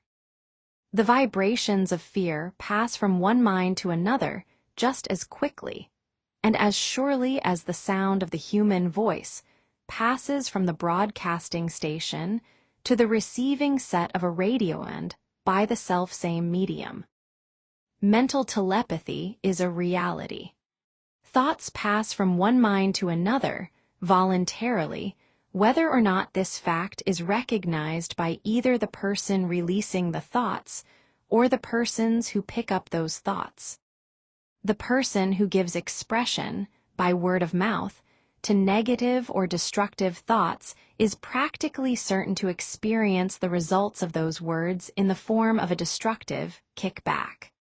The release of destructive thought impulses, alone, without the aid of words, produces also a kickback in more ways than one. First of all, and perhaps most important to be remembered, the person who releases thoughts of a destructive nature must suffer damage through the breaking down of the faculty of creative imagination. Secondly, the presence in the mind of any destructive emotion develops a negative personality which repels people, and often converts them into antagonists. The third source of damage to the person who entertains or releases negative thoughts lies in this significant fact: these thought impulses are not only damaging to others, but they embed themselves in the subconscious mind of the person releasing them, and there become a part of his character. One is never through with a thought merely by releasing it. When a thought is released, It spreads in every direction through the medium of the ether, but it also plants itself permanently in the subconscious mind of the person releasing it. Your business in life is, presumably, to achieve success. To be successful, you must find peace of mind, acquire the material needs of life, and above all, attain happiness. All of these evidences of success begin in the form of thought impulses. You may control your own mind. You have the power to feed it whatever thought impulses you choose. With this privilege goes also the responsibility of using it constructively. You are the master of your own earthly destiny, just as surely as you have the power to control your own thoughts. You may influence, direct, and eventually control your own environment, making your life what you want it to be, or you may neglect to exercise the privilege which is yours, to make your life to order, thus casting yourself upon the broad sea of circumstance, where you will be tossed hither and yon, like a chip on the waves of the ocean. The Deviless Workshop. The seventh basic evil. In addition to the 6 basic fears, there is another evil by which people suffer. It constitutes a rich soil in which the seeds of failure grow abundantly. It is so subtle that its presence often is not detected. This affliction cannot properly be classed as a fear.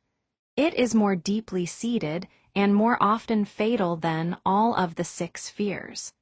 For want of a better name, let us call this evil susceptibility to negative influences. Men who accumulate great riches always protect themselves against this evil. The poverty-stricken never do. Those who succeed in any calling must prepare their minds to resist the evil. If you are reading this philosophy for the purpose of accumulating riches, you should examine yourself very carefully to determine whether you are susceptible to negative influences.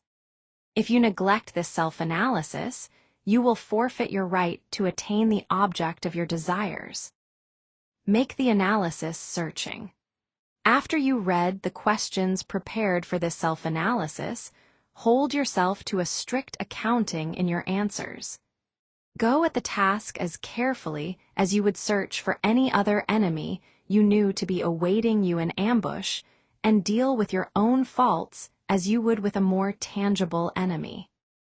You can easily protect yourself against highway robbers, because the law provides organized cooperation for your benefit, but the 7th basic evil is more difficult to master, because it strikes when you are not aware of its presence, when you are asleep, and while you are awake. Moreover, its weapon is intangible, because it consists of merely a state of mind. This evil is also dangerous, because it strikes in as many different forms as there are human experiences. Sometimes it enters the mind through the well-meant words of one's own relatives. At other times, it bores from within through one's own mental attitude. Always it is as deadly as poison, even though it may not kill as quickly. How to protect yourself against negative influences.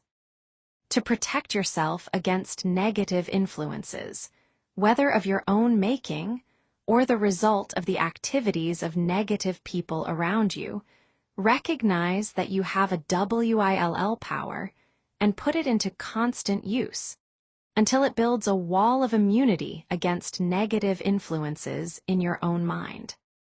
Recognize the fact that you and every other human being are, by nature, lazy, indifferent, and susceptible to all suggestions which harmonize with your weaknesses. Recognize that you are, by nature, susceptible to all the 6 basic fears, and set up habits for the purpose of counteracting all these fears.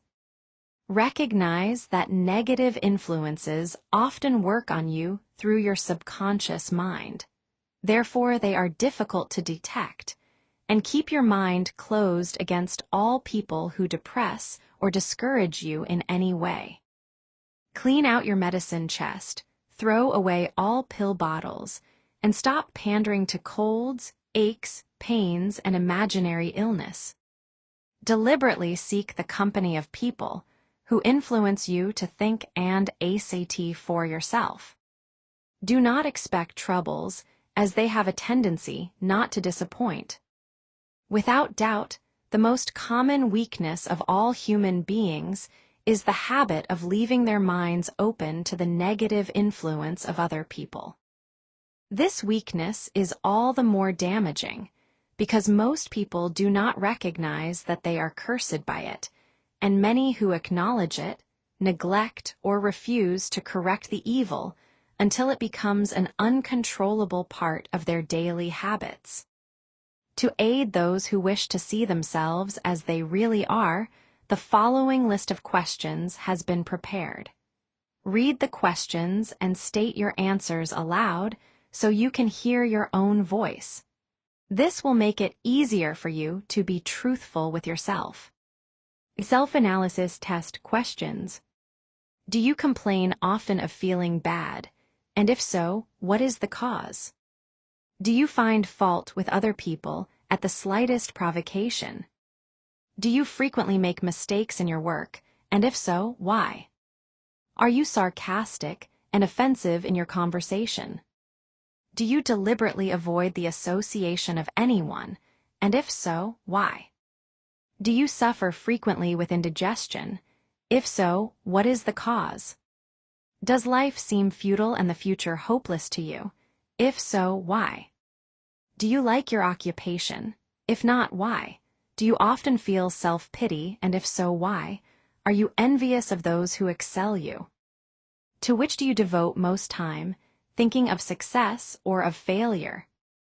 Are you gaining or losing self-confidence as you grow older? Do you learn something of value from all mistakes? Are you permitting some relative or acquaintance to worry you? If so, why? Are you sometimes in the clouds, and at other times in the depths of despondency? Who has the most inspiring influence upon you? What is the cause? Do you tolerate negative or discouraging influences which you can avoid? Are you careless of your personal appearance? If so, when and why? Have you learned how to drown your troubles by being too busy to be annoyed by them?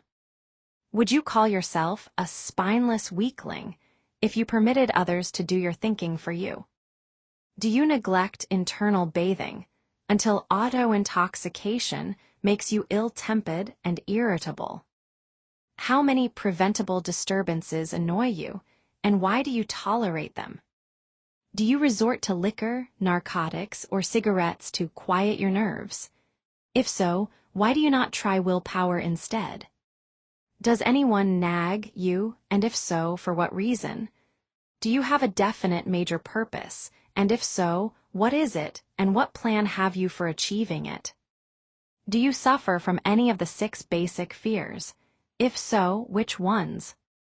Have you a method by which you can shield yourself against the negative influence of others? Do you make deliberate use of autosuggestion to make your mind positive? Which do you value most, your material possessions or your privilege of controlling your own thoughts? Are you easily influenced by others against your own judgment?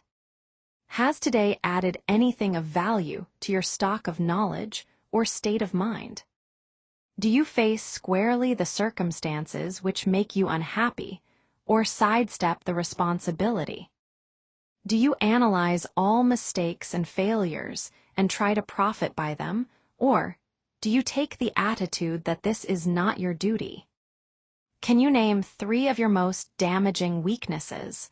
What are you doing to correct them? Do you encourage other people to bring their worries to you for sympathy? Do you choose from your daily experiences lessons or influences which aid in your personal advancement? Does your presence have a negative influence on other people as a rule?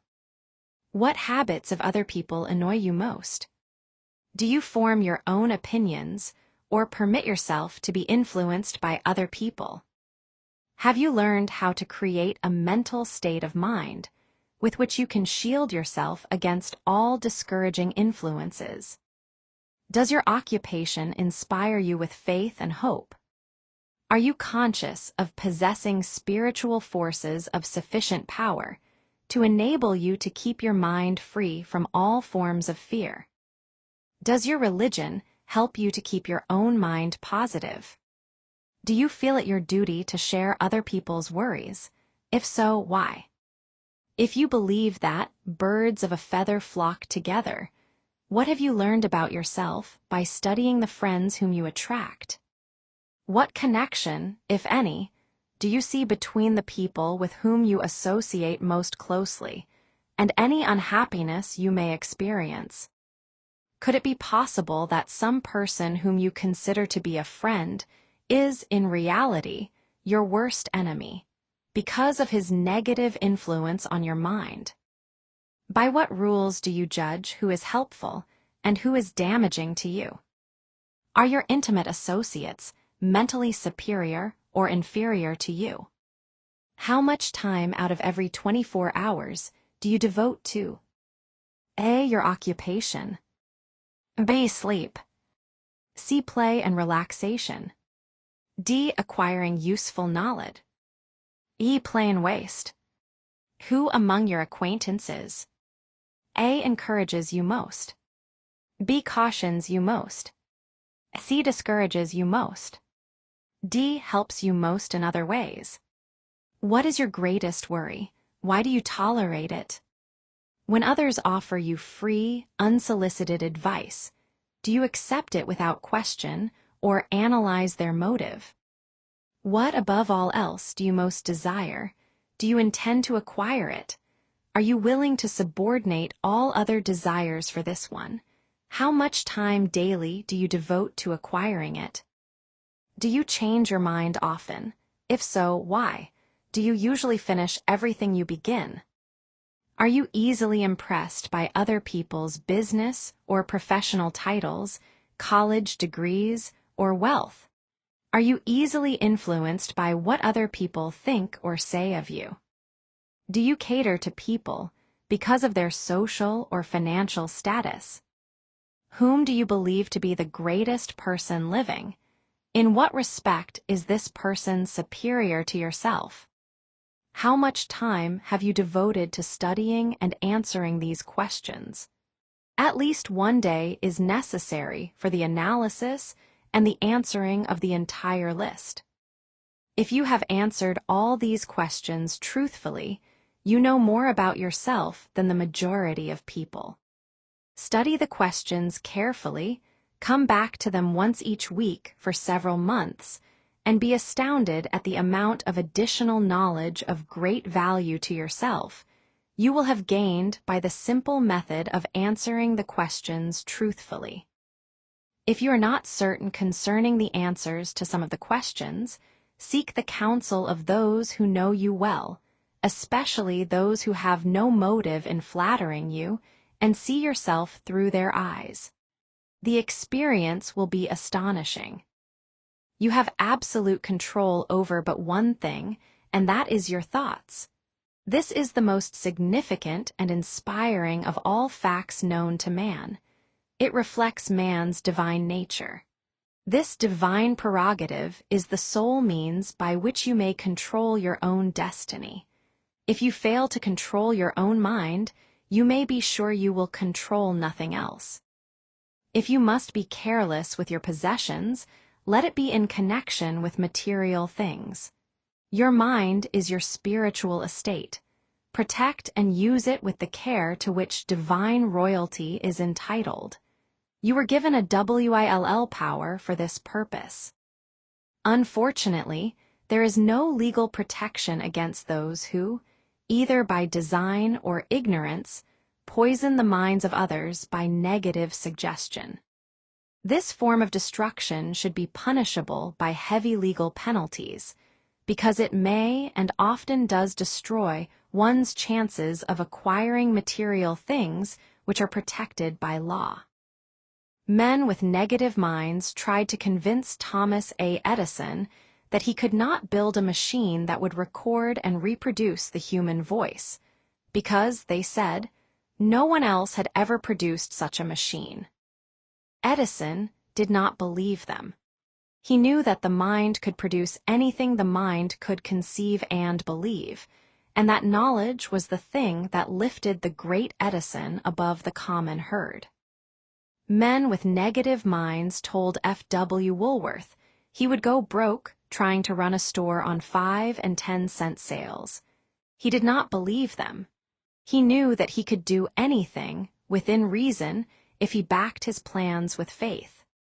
Exercising his right to keep other men's negative suggestions out of his mind, he piled up a fortune of more than $100 million. Men with negative minds told George Washington he could not hope to win against the vastly superior forces of the British, but he exercised his divine right to believe. Therefore, this book was published under the protection of the Stars and Stripes, while the name of Lord Cornwallis has been all but forgotten. Doubting Thomases scoffed scornfully when Henry Ford tried out his first crudely built automobile on the streets of Detroit. Some said the thing never would become practical. Others said no one would pay money for such a contraption. Ford said, "I'll belt the earth with dependable motor cars," and he did. His decision to trust his own judgment has already piled up a fortune far greater than the next 5 generations of his descendants can squander. For the benefit of those seeking vast riches, let it be remembered that practically the sole difference between Henry Ford and a majority of the more than 100,000 men who work for him is this: Ford has a mind and controls it. The others have minds which they do not try to control. Henry Ford has been repeatedly mentioned because he is an astounding example of what a man with a mind of his own and a will to control it can accomplish. His record knocks the foundation from under that time-worn alibi, "I never had a chance." Ford never had a chance either, but he created an opportunity and backed it with persistence until it made him richer than Croesus. Mind control is the result of self-discipline and habit. You either control your mind or it controls you. There is no halfway compromise. The most practical of all methods for controlling the mind is the habit of keeping it busy with a definite purpose, backed by a definite plan. Study the record of any man who achieves noteworthy success, and you will observe that he has control over his own mind, moreover, that he exercises that control and directs it toward the attainment of definite objectives. Without this control, success is not possible. 57 Famous Alibis. By Old Man If. People who do not succeed have one distinguishing trait in common. They know all the reasons for failure and have what they believe to be airtight alibis to explain away their own lack of achievement. Some of these alibis are clever, and a few of them are justifiable by the facts.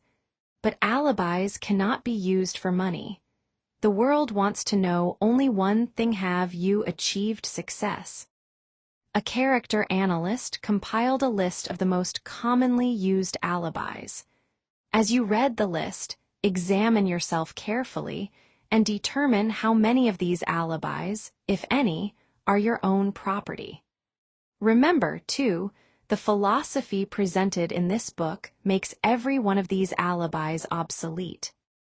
If I didn't have a wife and family, if I had enough pulls, if I had money, if I had a good education, if I could get a job, if I had good health, if I only had time, if times were better, if other people understood me, if conditions around me were only different, if I could live my life over again, if I did not fear what they would say, if I had been given a chance, if I now had a chance, If other people didn't have it in for me.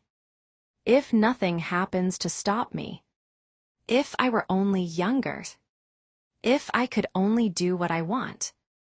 If I had been born rich. If I could meet the right people. If I had the talent that some people have. If I dared assert myself. If I only had embraced past opportunities. If people didn't get on my nerves. If I didn't have to keep house and look after the children. If I could save some money.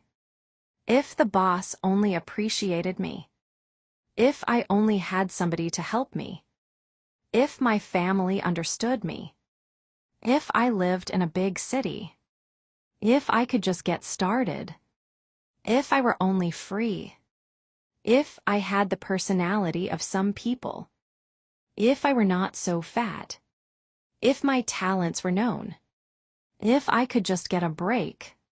If I could only get out of debt. If I hadn't failed. If I only knew how. If everybody didn't oppose me. If I didn't have so many worries. If I could marry the right person.